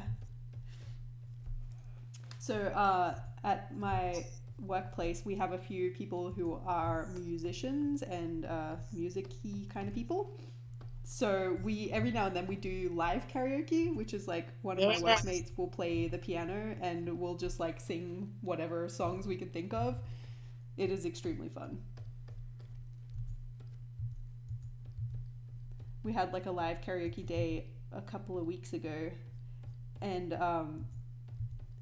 it's the kind of thing where it's like, do you know this song? And he'll like listen to the song for like a few minutes and then he'll be like, yeah, I got it, and then he'll just start playing it.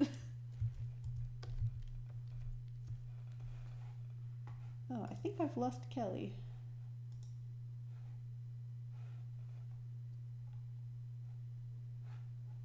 Oh no, I'm experiencing some technical difficulties. I'm just going to try to call it back.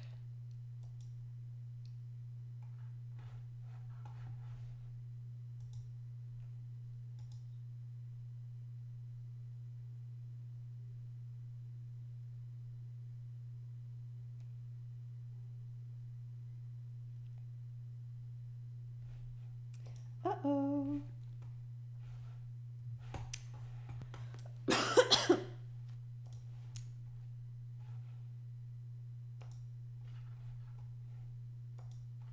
It looks like Kelly has left us.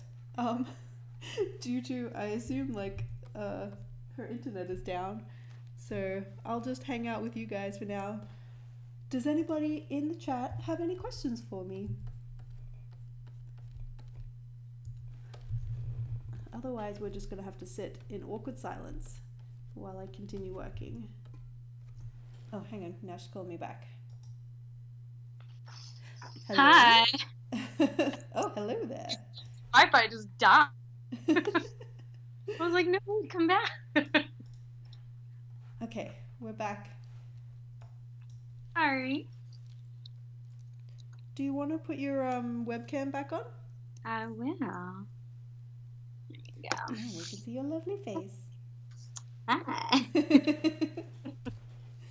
That panel that you're working on looks pretty extreme. Yeah, I have Skeletor emerging out of a mirror. Love it. And now I'm like, I'm spending too much time on this. It was funny when you were talking about like having a timer when you work. When me and Claire go through Dirty Diamond's proposals, we sometimes have like 100+ proposals to look at. And we give ourselves deadlines of like when we need to have a meeting to like go through them all and make our decisions on who we're taking into the book. But that means that we can't like arduously spend lots of time on them. Yeah. Be like, okay, timer, we can spend like 5 minutes on each proposal if we're going to be able to get through this. Wow. And you kind of have to stick to it to be like, I don't want to like agonize over this. It should be more of like a gut feeling. Yeah. And then we argue about it later. Yeah, it must be hard to like find the right fit, I guess. Yeah, because you try to see like number one, do you have a compelling idea? Like that's gonna always be one of the biggest determining factors. And then it's like, do we think that you, not to like say, do you have the chops for it, but it's like, is your artwork gonna carry your idea? Yeah. So like stylistically, is this seeming to fit? Like, are you gonna be able to portray, what you're trying to accomplish? So do people send you samples of like stuff they've worked on before, or do they actually send you like thumbnails or sketches from the proposal? We kind of leave it up to them. We do ask if they send us something that they've worked on before, just so we can get an idea of what their artwork looks like and sort of like how they compose a comic. But then as far as like their proposal goes, we say, send us any visuals that give us a sense of like what this will be. Mm. And it's definitely so much nicer when people send thumbnails, because then I can sort of like, it breathes life into the idea. Yeah. Because I kind of hate when we get like just a script and it's like a very, very detailed script. Right. And I'm like reading all these actions, and it kind of just like makes me paint this whole picture in my brain that when I start to see the visuals, I'm like, oh, this is what you were going for. And like sometimes it's way better, and sometimes I'm like, okay, so not to insert my ideas into your brain, but like, can we do more of this? When you write scripts for comics, how detailed do you make them? I try to just like capture any and all thoughts that I'm having about it at the time. Right. So if I have some thought about like, does this moment lead into a certain visual cue, I try to put that in there. But I feel like sometimes I'll also put lots of like visuals notes in there, and they're either like too vague or too specific that when I'm getting into like thumbnailing, I just completely axe it and do something else based on like what feels more fitting as I'm actually like in the visual stage.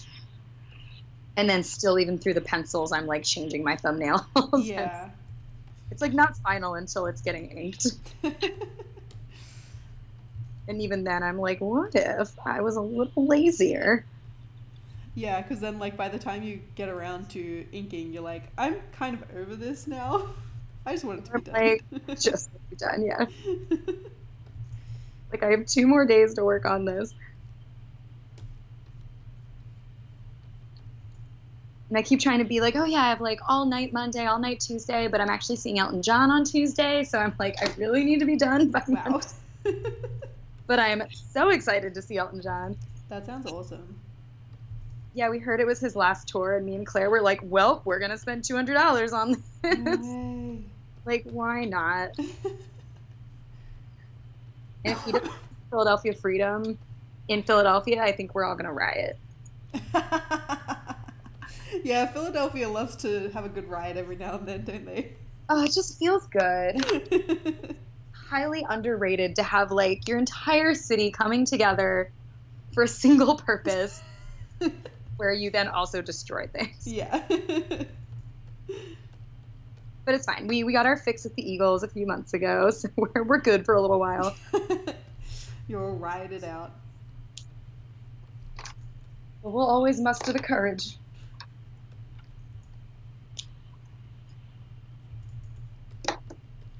Oh, Yeah, I'm like planning my future all-nighters with this book. I'm like, because I'm going to be losing the SPX weekend, I was like, I think if I just like stay up all night on Thursday night before I have to go to the airport, I can like get all of the work done that I would have done in a weekend in one night. This is not healthy. Do you ever pull out like the sleep calculator to be like, okay, so if I stay up till 3 a.m., when do I have to wake up and then get a few more hours? Yeah, right, because my flight is super early in the morning. It's at like 6 a.m. So I'm like, oh, wow. Really, there's no point in going to bed and then only getting like 4 hours of sleep and then getting up again. I'll be just as tired if I just stay up all night and keep working. And then when I get to the hotel, I can just have a nap. And then I'll be refreshed for karaoke. That's actually a really good idea. And I don't know about you, but I love napping on planes. So. I cannot nap on planes. Although the flight is really short. It's only like an hour. Yeah, I can't imagine it's too long. But yeah, I'm an excellent public transportation napper. I'm very It's because I commuted by train for like 6 years of my life, and I'm just like a perfect napper. And like, do you have it so perfected that you can wake up at your stop and immediately like just jump off the train? Oh yeah, I never missed my stop. That is quite a skill. It's my one. I did finally get a mutant power that manifested in my life, and it was napping. I actually am really bad at doing all-nighters because I get to about 2 a.m. and then I start to just like question everything about my life, and I just sort of spiral into this like depression, and I'm like, I'll never work again. Or you're like, why did I do this to myself? What am I doing with my life? What does it all mean? What's the purpose of it? Yeah, have you ever heard of 24-hour comic day? Yes, actually, we did a 24-hour comic day once, Matt and I, and a few friends of ours. We did it back in Brisbane, and yeah, I was pretty useless come about 3 a.m. Yeah, I feel like that's when you like hit that wall of despair, and you're just like, you hit like the witching hour, and you're like, why am I here? Although I did actually manage to stay awake the entire time. One of our friends like ended up napping on the couch, and we were like, you're weak. Or you're also like, you are never coming back. Yeah. That was the only time I ever did a 24-hour comic thing. It's crazy. I was tricked into being the host of it after my first year doing it, so I've done it like 5 times. And I kind of refuse to ever do it again. I'm like, I have nothing left to prove. Yeah. But I was like, the first year I feel like I finished like right under the wire, and then I learned all of the stupid things that I did and just got like so much better at working fast. So then I would be like, if I work really fast through these and like plan in some strategic, double page spreads and all this other stuff, I can be done by like 8:30 and then sleep until noon. But then it also like tricked me into this sense of like, well, if I've done all these comics in 24 hours, like fully inked and toned, I can obviously do this 48-page comic in a week and a half. And I'm like, no, they all looked really shitty. And I want them to look nice.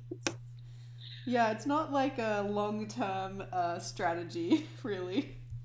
But I'm like, I know I could do it if I tried. It's very self-abusive. Yeah. We do hate ourselves, don't we? Oh, we hate ourselves the best.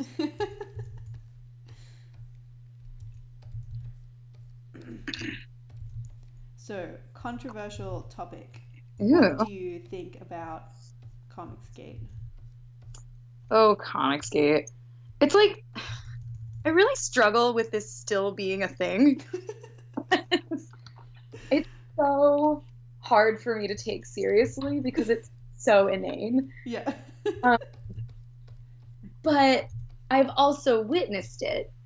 And I know that there's like so many tangible things that have happened because of it, and these people's like insanely entitled behavior. And like even recently I saw somebody just posting all this nonsense being like, this creator is anti-Comicsgate, so they're putting him on blast. And I was like, how do you be anti a controversy? And that's a bad thing. So I'm like, you're saying that the controversy's good, but then I looked up this thing where they are trying to like spin the definition of Comicsgate to be like not this whole like, you know, series of shitty behaviors that these people are having, to being like a consumer protest movement. They think Comicsgate is like an empowerment sort of like term. That's like, so funny. You guys have literally never struggled in your entire lives. Yeah, like one of the guys at work was telling me about so there's a new Spider-Man game apparently, and they released, you must have heard of this, but maybe some people who are listening haven't heard of it. I heard drama about it. So the story is that there's this new Spider-Man game coming out, and they released a trailer for it in, I don't know, like 2 years ago or something like that. And then just recently they released another trailer for it, or they released some gameplay for it or something like that. Yeah. And there was one particular shot where in the original trailer there were some puddles, and in the actual gameplay there were no puddles.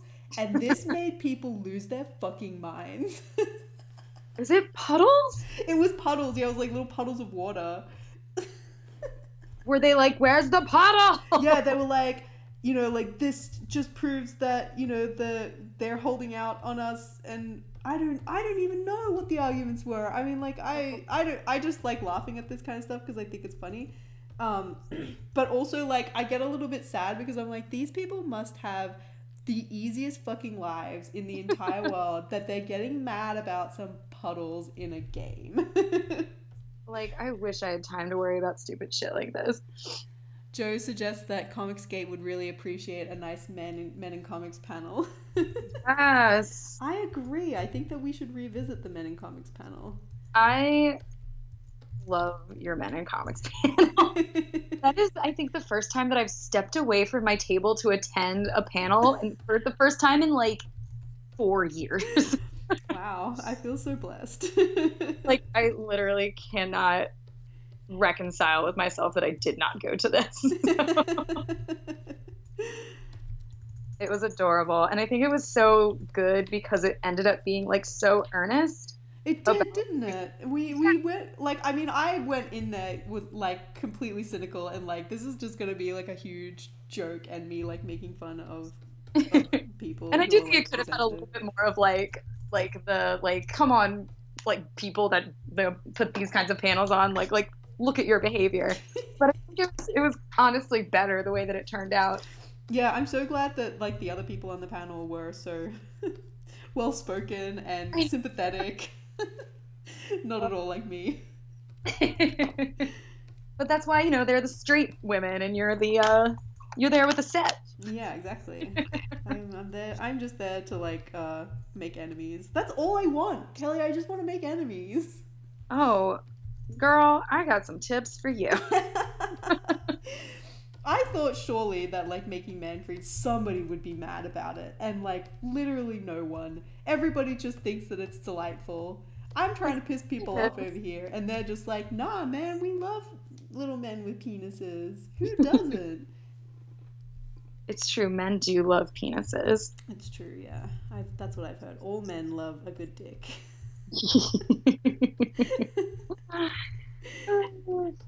But Comicsgate. But I was actually saying the other day, I was like, maybe I should like tweet out at Comicsgate so I can get a little bit of publicity. Oh my god! Hey, more power to you. Like, if that can be one of the ways that we reclaim this as like a useful expenditure of someone's time. Yeah. I'm like, maybe some Comicsgate guy will get really mad that I'm making a comic because I am a woman.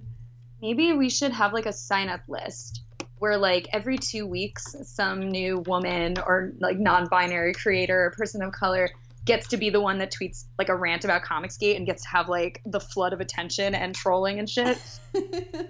And then they'll buy our books and burn them, but they'll like spend money on it, so it's kind of like, I'm getting paid for that. But then it's also like we can hyper focus it on this person and we'll be like, all right, it's like the next 2 week cycle. It's like your turn.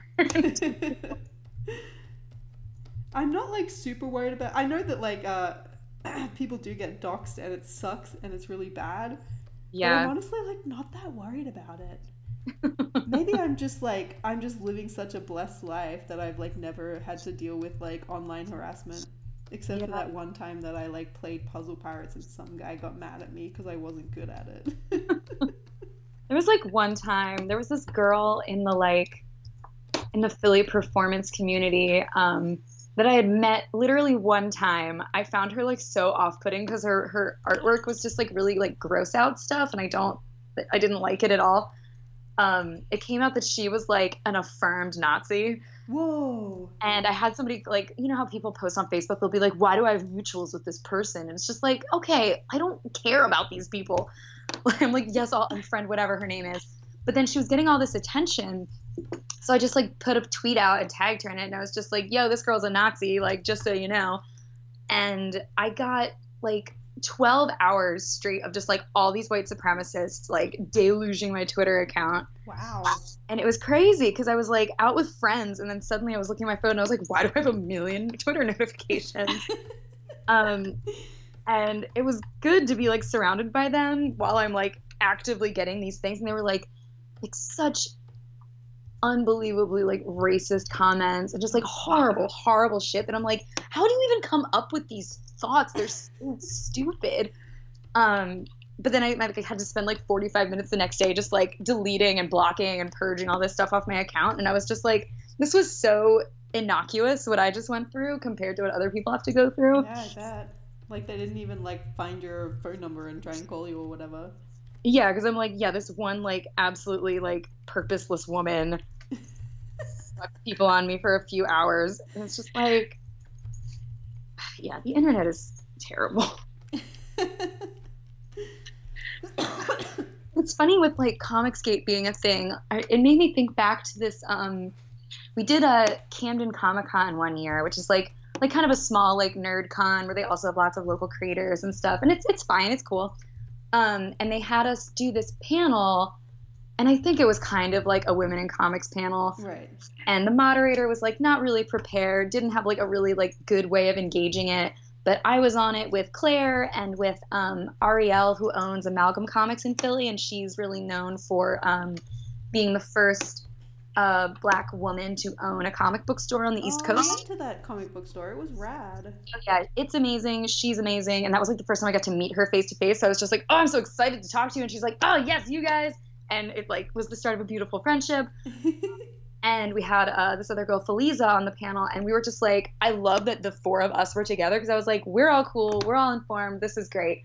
And the panel was kind of like, you know, whatever. It was fine. But when they opened up the questions to the audience, we had these guys just start like going into it with us being like, you know, I don't really like when they decide that a character's gay now, or they like change a character and now he's Black. And we're just like, why do you feel the need to say this out loud to us in this moment? It was literally like they would just continue talking to us, and they weren't like raising their hand. The moderator wasn't doing anything to control the situation. So they were just like shouting at you? They were just like trying to like convince us that they were right. And we were all just like kind of trying to like placate and like move on at first, but then they just like kept really loading into it. And they were just like, well, it's weird that like so-and-so had a family and now he's gay, and like why would they do that? And I'm like, oh yeah, because that's literally never happened in the real world ever. And I think they were trying to insinuate by like coming to this panel and sitting through the whole thing that it's because there's like women writers and shit. So I'm like starting to get really heated and agitated inside, and I'm like letting my more rational and eloquent co-panelists speak to it. And I just like burst out at some point, and I was just like, maybe if there weren't a bunch of fucking lazy white men writing all these fucking books, they would be good and interesting, wouldn't they? And I'm like, this was years and years ago, and now it's like, this is what Comicsgate is about. And I was just like, God, I've like actually met some of these people. They were proto Comicsgaters. And like I was surprised. Okay, so I only I only ever hear about Comicsgate on Twitter. I really have very little idea of what people are actually mad about, or Yeah. like on what platforms they're mad. You know, like, because I think that there's a guy who has like a YouTube channel that's like mad about, he like yells about comics or something. Oh my God. What a life. So I mean, like, I'm hardly like an expert on it. I'm really just like slightly entertained by Twitter every now and then it coming up. But I was surprised to learn that it's actually been a thing for a really long time. Like, I thought it was a very recent thing. Yeah, that's why I was like, isn't this over? Like, what are you guys still whining about? Are you still mad about this? Like, chill. Yeah, like, God, guys, like, the comics suck because they suck. Like, or you're not reading the good ones. Yeah. Like, if you want to be reading the same kind of stuff that you read in the 90s, like, go dig up your box of books from your mom's basement and read them. Still there. Like, that's what I did. My dad still has all the comics I liked from the 80s. I feel like they must be even more mad that like I'm making comics, because I truly am not that like into especially like superhero comics and that kind of stuff. I have not actually ever read a superhero comic. I fucking love superheroes, and I read like in one summer like 12 years of X-Men comics that my dad had collected. Like, I love this shit, but I'm also like, yeah, it's fine that we don't do this anymore. Like, there's not really a lot of places to go with this as a serialized thing. And I'm always like, I would love if the future of like superhero comics was that they're all like one-off, non-canon stories where you get to like truly explore and play with these characters in new ways. And it's essentially like marketed fan fiction, but like give people to like do whatever they want consequence free. And I think you would get like such interesting, cool stories, because like me and Claire were actually arguing about this a few weeks ago when we were at FlameCon, because she also does not have like a superhero comics background, and she was just like, you know, sort of like to the ether, sort of musing like, why are superhero comics like what people think of as comics? Yeah. And we're sort of like going into the history of it, and as we were talking, I was sort of realizing like superhero comics are such an interesting literary phenomenon, because I can't think of anything that has existed for so long as like a continuous set of characters and storylines, and has like built this decades long mythos that we're like still tapping into and still refining and building on. It's like such a widespread storytelling network.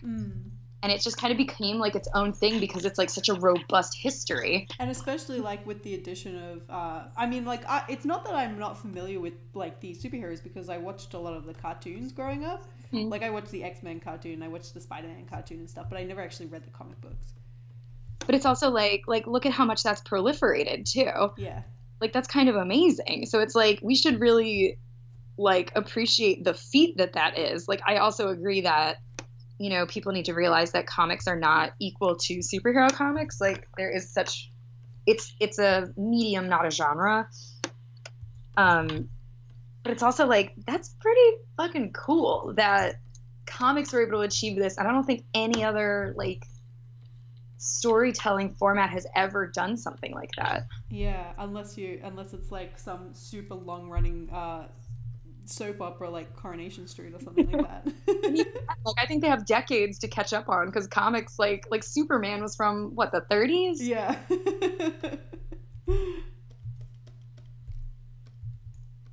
Yeah, I think it's just so pervasive in culture that it's like, and it's like, that makes it even more sucky that like this one group of like guys think that it's like their like personal, like, I don't know, like their whole personality is defined by these comics, and so they think that they own it.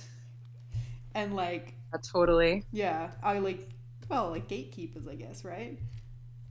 Yes. That they can say who's allowed to tell these stories and who's not allowed to, who's allowed to read them and who's not. And I think it's also just like that their conclusion is they're like they all seem to agree that comics suck right now. but they're like, obviously it's because of women. Yeah, and I was reading something recently about the similar thing that's going on with Star Wars now, where it's like these dudes Yes. who like are constantly whinging about Star Wars and how much they hate it, and how they hated the new Star Wars, and they hated the prequel Star Wars, and they hated Rogue One, and they hated Solo, and it's like, you know, for somebody whose entire identity is based on a film franchise, you don't seem to like it very much at all. Like, you might only like 10% of the entire like universe of Star Wars. Oh my God. So when I go with my husband to visit with his dad and his brother, it always turns out into this like my husband and his brother just like always go off and like argue about nerd media stuff, and I'm like, I'm totally keeping up with this because I'm like, yeah, I'm super into all of this stuff too. But there was one time recently where we were having that exact argument about Star Wars. It must have been like when The Last Jedi came out or something. And my brother-in-law got to a point where he's like, I think I hate Star Wars. I think I just hate it. And I was like, yeah, I really think you do. Yeah, for somebody who's like so invested in Star Wars, you don't seem to like it at all. You redeeming things about this.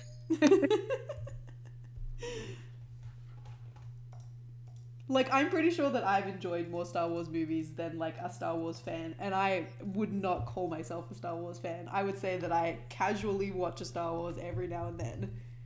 No, that was like my parents were both such sci-fi nerds that I was just a lost cause. Like, this is like, it's in my DNA that I love all this shit.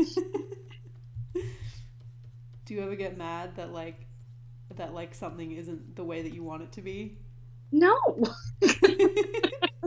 Because you know what? I like having lived through the prequels and them being so bad, it's like you can hate it, but then you're also like, I hate it because this is Star Wars and I have to accept it.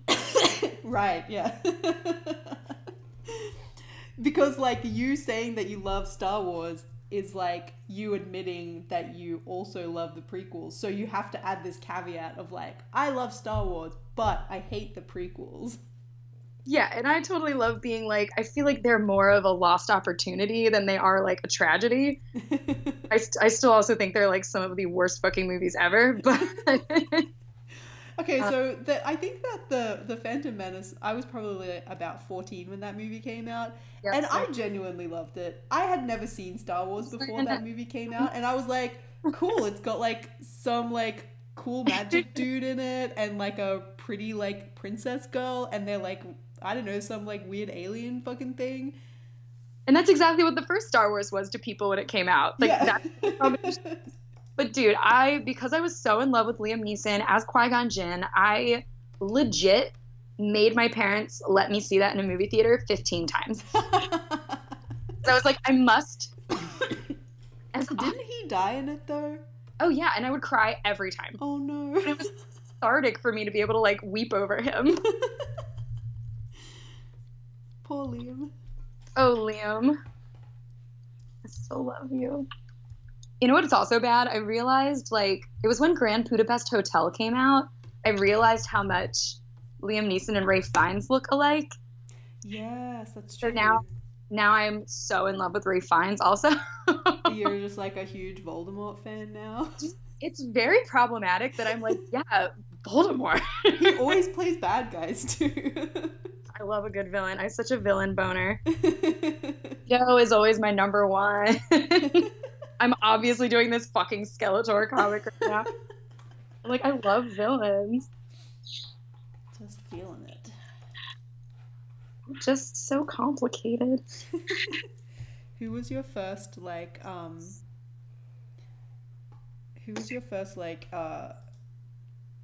sort of cartoon or movie crush? Oh my god, I feel like I've had 10,000. Magneto is definitely a very early, very important one. Oh yeah? Oh my god. Like going back to like the cartoon and the comics, and like we had this it's called Pride of the X-Men. It was like like a pilot for an X-Men cartoon that failed, and then they came up with the 90s one. Right. But Magneto is just like so cool in it that I'm just like, oh, like hello. But I'm So sure we were talking last night about apparently there's like some new, not the game Spider-Man, but some other kind of new Spider-Man movie or something like that that has Venom in it, and he's played by movie.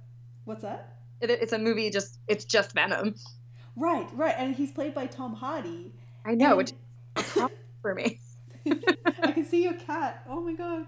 Yeah. Hi, baby. What a cutie. We're actually finally getting some cats on this cat-related YouTube channel. Yeah, Ozzy, look, it's your moment. This is our giant cat, Ozzy. He's like 20. He's ginormous.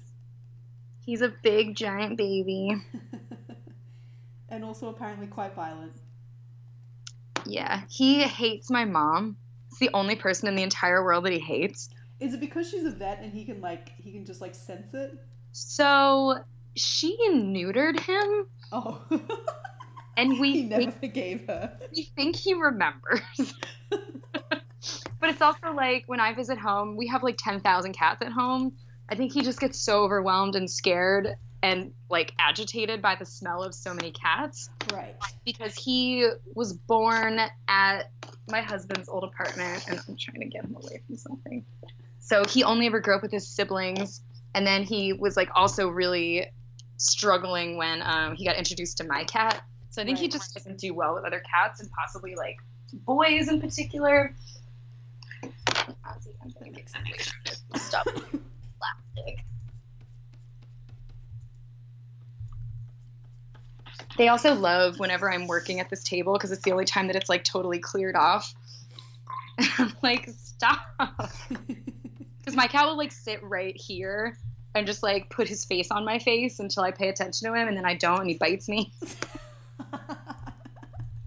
Classic. That's a classic cat move. Yeah. They're very spoiled. Oh dear. Anyway, as I was saying about Venom. So apparently he's played by Tom Hardy, and the internet is going wild for this Tom Hardy Venom. And we were talking about it, and I was remembering that I used to love the Spider-Man cartoons when I was a little kid, and I was especially in love with Doc Ock. Until Venom came along, and then I was like, whoa, Doc Ock, you are completely done now. Venom is my new, like, bae. Venom is so cool. And then apparently I wasn't the only one. Apparently there were a lot of young girls who were influenced by Venom.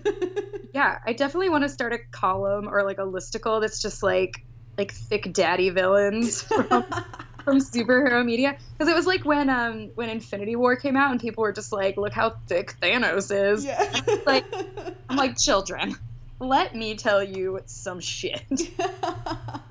Like, this has been my problem for decades.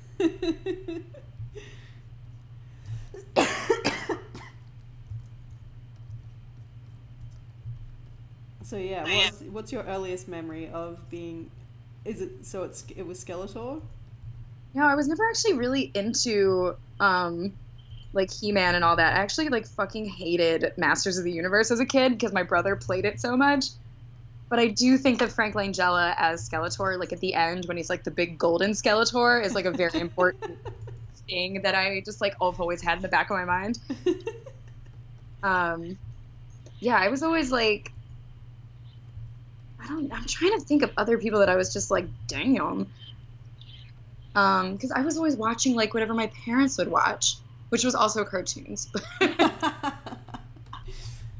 was like in love with Raphael from Ninja Turtles. Oh my god, me too. Raphael was I was so in love with Raphael. Because I was like, Michelangelo was my favorite. Like, I want to hang out with Michelangelo, but Raphael was always like, you're so broody. Yeah, you're so moody. Yeah, the live-action Teenage Mutant Ninja Turtles is a deeply important movie to me. Yes, oh my god. And have you, like, rewatched it recently? Yes, it's so good. It's so amazing. I love it so much. It holds up hard. I like that scene where Raphael, like, sort of runs away and he's, like, on the rooftops and he's, like, doing karate on the rooftops. Oh my god, and then when he has to, like, get bathed by April because he got so beat up. You were like, I wish I was April right now. Right? God damn. Yeah, there was like some Amazon deal once where they had all 3 movies as like a box set on sale for like $9, and I bought it so fast. I was like, I must own all of these. Chloe says that her personal fave is Cyclops. He's so cute. Oh, Cyclops. I used to get into arguments with one of my friends in college because he was like, Cyclops is the best. Cyclops is right. And I was like, oh, are we going to go there? Are we going to go there right now? I feel like Cyclops is a very controversial character now. Yeah. I don't know, he was always too much of like a good guy for me, I think. He was too much of a jock. I always was like into the kind of like nerdy. Oh yeah, like Nightcrawler and Oh yeah. And like Beast. Beast. Oh yeah. Yeah, I could literally talk about X-Men for like the next 40 years of my life. That was like my number one media.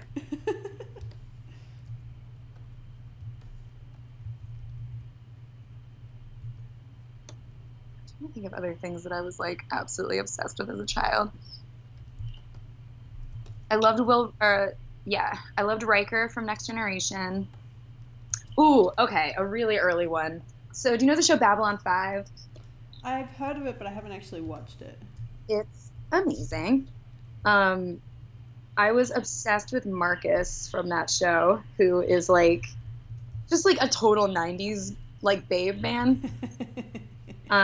Like the kind of long hair, scruffy beard. He's like mysterious but playful. I was absolutely in love with him. What about like back in the 90s where like the height of like the sexy man was this kind of like really rough, like hairy dude? Uncle Jesse. Like hairy dudes used to be like really popular? Yeah. I'm into that. I married that. I'm like, the hairier the better. Because it was like, it showed how manly you were. It just looks better. It's like, honestly, like, I think it just makes you look more like adult. I don't love like a shaved man because I'm just like, you look like a teenager, and I've never in my life been attracted to a teenager. I was 15, I was in love with a 40-year-old man. Sounds really creepy to say out loud. Yeah, I'm sorry to like all teenage boys, but like even teenage girls are not into that. It's just literally the worst.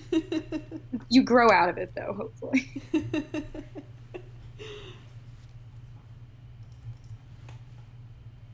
Yeah, I had like the biggest crush on Will Smith in The Fresh Prince of Bel-Air. Philadelphia. Yeah. Was totally into that. And then when Men in Black came out, I was like, I could not contain myself. I was like, this is the greatest movie that's ever been made.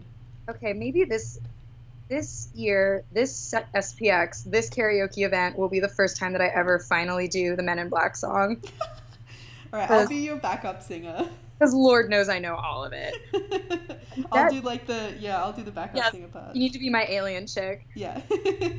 That music video was deeply important to me. Also, Men in Black, the movie, holds up really well. Yeah, I recently rewatched it, and I was like, this is such a well-made movie. But only the first one. Yeah. The only one that holds up. Did you ever watch the cartoon of Men in Black? Yes, I loved it. I could never really get into it, but my brother used to watch it all the time. It was like this, like the pacing and sense of humor on it was so bizarre. I loved it.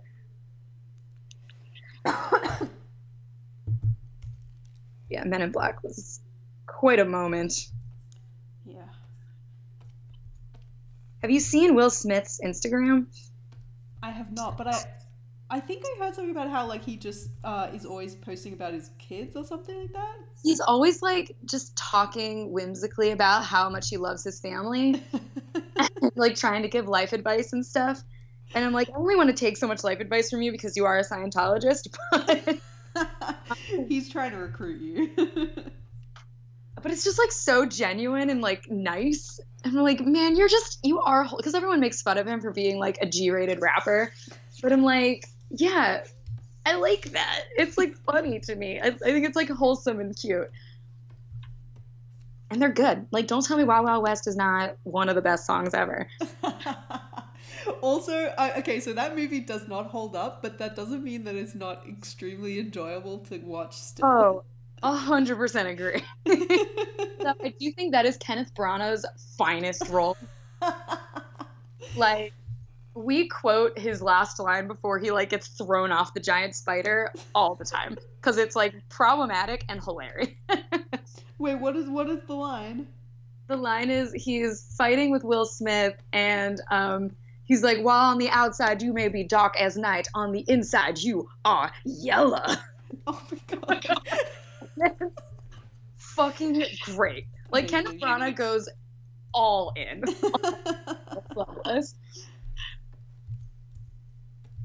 It's a fantastic movie. Also, the whole sequence where Will Smith is like pretending to be like a courtesan or whatever is Wait so. a minute. There was a sequel to Wild Wild West? No, a scene. Oh, right. Okay.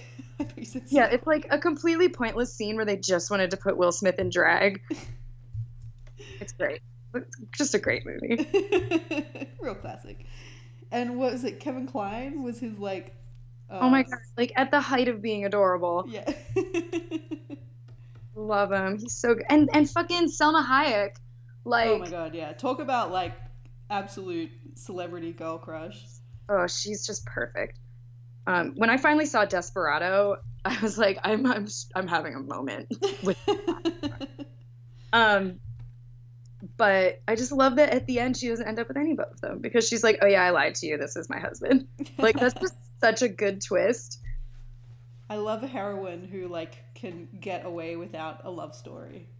Yeah, where she's like, the love story is that I tricked you guys into helping me. So good.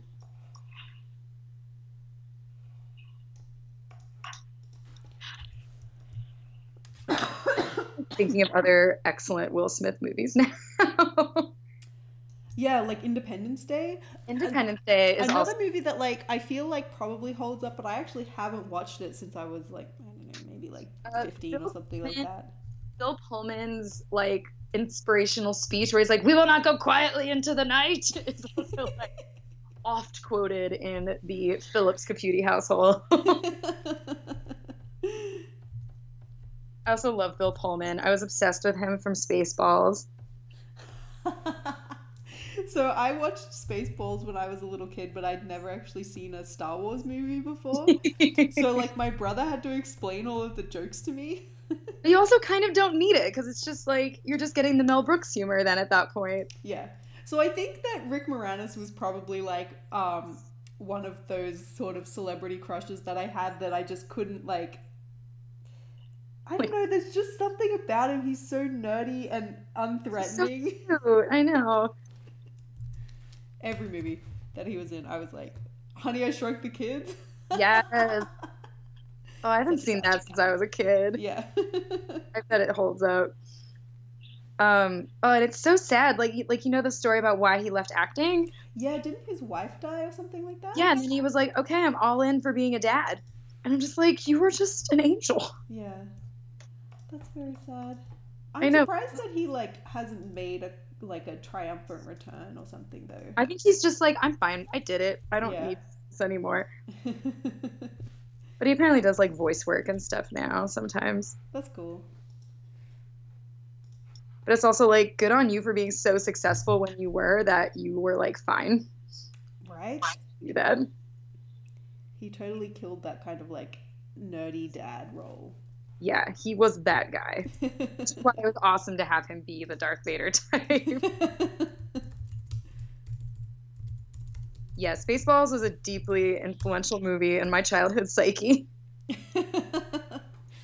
Like, could probably quote that entire movie. For me, it was Terminator 2. Yo, like one of the best movies of all time. Yeah. That kid who played what was John Connor. John Connor, that's it. The kid who played John Connor was like in so many of my young fantasies. He I played like a starring role. But I watched that movie just appreciating like he's such a good, not annoying child actor Yeah. because it's hard. I love those movies from the 90s where like they have like teenagers in them, like coming back around to the Teenage Mutant Ninja Turtles movie with the Foot Clan and how they would like Yeah. lure in like teenagers because they're like, we have Walkmans. They're like, fuck school. And they're like, yeah. Yeah, I love in the first Ninja Turtles movie when you like see the Foot Clan's lair and it's just like a giant skate park. It's just like a giant half pipe. And they're just like, yeah, we'll steal for you, Shredder. I also love Shredder. Oh yeah, Shredder is your jam. Shredder is my current hopeful Halloween costume idea. No way, that's rad. But I want it to be movie Shredder where it's like all purple glitter fabric. But I'm like, I just have to figure out how to do the armor. But this will be a trend. This would be like my third villain costume that I've done. What did you do last year? Last year I had kind of an off year because it was like right before the wedding and I was like, I'm not doing a costume. Yeah. I was Zeus though, so I guess that's technically a villain. Yeah, he's kind of villainous. It meant that I got to buy like a lifeguard muscle suit and just like paint nipples on it and make a toga. It was a perfect Zeus. The year before that, I was Oogie Boogie from Nightmare Before Christmas. Oh, that's so perfect.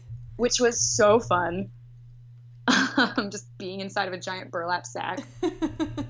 And like building the helmet or like the hat for that was his face was like one of my proudest crafting achievements. And the year before that, I was Mom from Futurama. Ooh, which character is that? She's the one that like runs the robot company. She's like an old. Oh, right. Yeah. Okay, sorry. I thought you said Lum, not Mom. Oh no. But my whole caveat with her was I needed to be able to like tear the dress off and have like the purple slinky catsuit under. Yes. Which was like such a bad idea because it was like my first real big sewing project, also having to put Velcro and tearaway elements into it. But it totally worked. That's amazing. I got to like build the wig of her giant gray hair. Yes, that's so perfect. Great. I love it. Do you go all out for Halloween?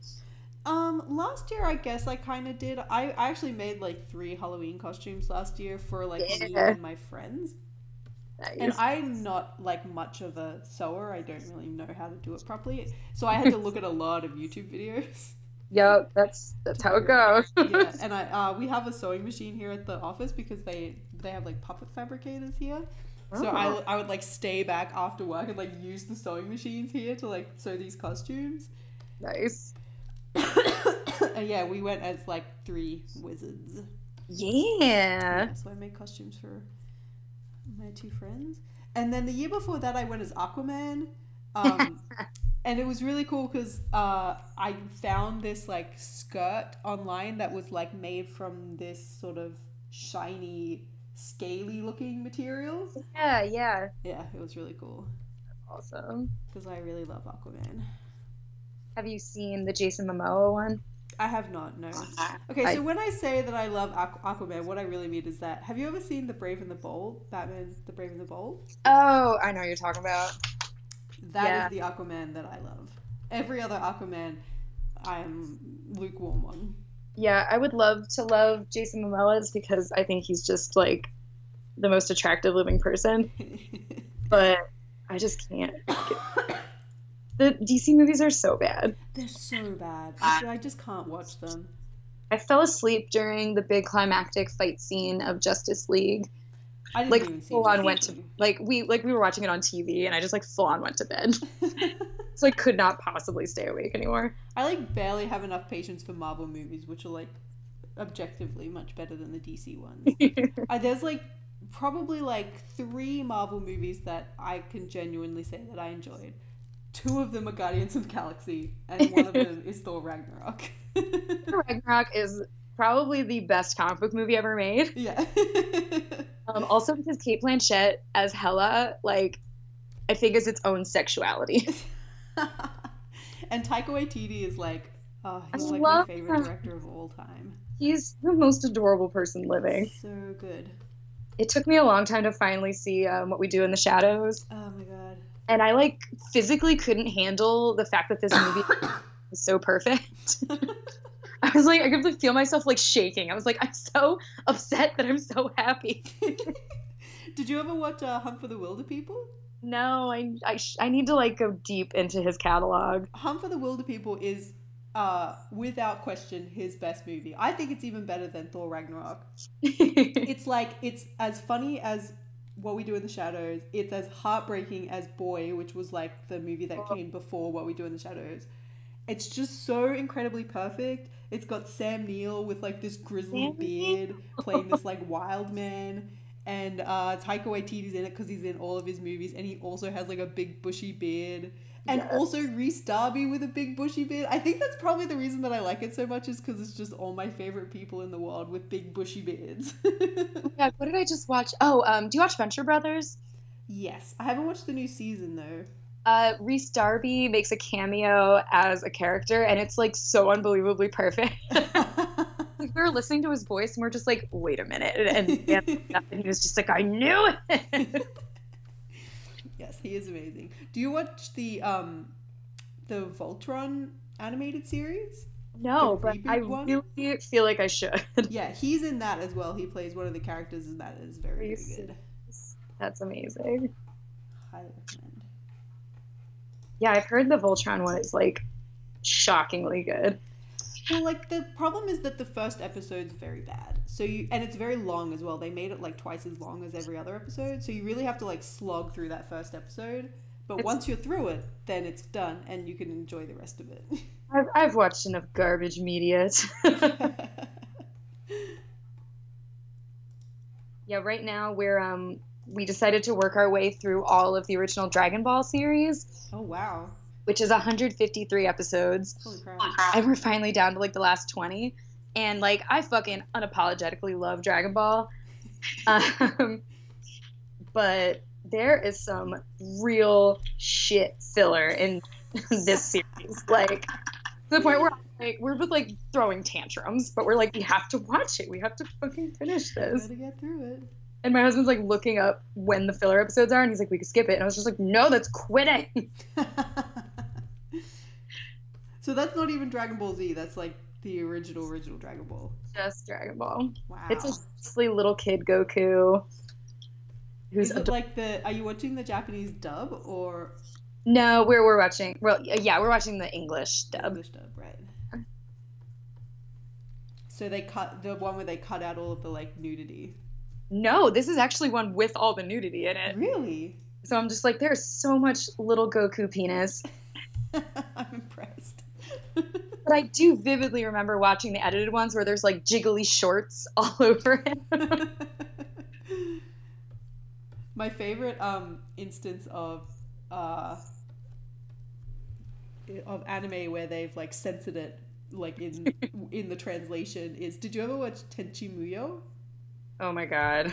And there's this one episode where, because it's like the classic harem anime, right? Where it's like this one dude and like a bunch of sexy ladies. I can't actually remember too much of the premise of the show other than like, I don't think they there were is aliens. Yeah, they're aliens. Yeah, there's one episode where they're in it was like a hot spring episode. Oh, there's always a hot spring episode. So they're all in the hot spring, and there's one shot where like one of the girls like kind of comes up out of the water, and she's obviously meant to be naked, but in the American dub, they've like hand drawn a bikini over her. It's really, really bad. Oh my god, I feel like that's how so much Sailor Moon probably made it to America too. Right? Yeah. And we're like, she is naked a lot. See, that's kind of my inspiration for Manfried, is like all of this anime where it's like totally acceptable for the characters to just be straight up naked. Which is why he's like questioning it. Yeah, like the fact that Goku's dick is out all the time is fucking hilarious to me. I feel like Manfried would do very well in Japan. I gotta get that that Japanese translation happening. Yeah, they would love it. I think they just find penises delightful. Well, they do a penis festival. That's right. Yeah, that's what I've heard. Which is still like one of my biggest regrettable days from when I studied abroad in Tokyo. Like half of my dorm went to it and I didn't know about it. And I was like, I didn't get told about the penis festival. Oh no. And they were like coming back with all these photos of like children eating like penis lollipops and shit. And I'm like, this is so uncomfortable. It's like the town's bachelorette party. It is. Amazing. So ridiculous. They have very different sensibility over there. Yes. With a much lower age of consent. Oh god.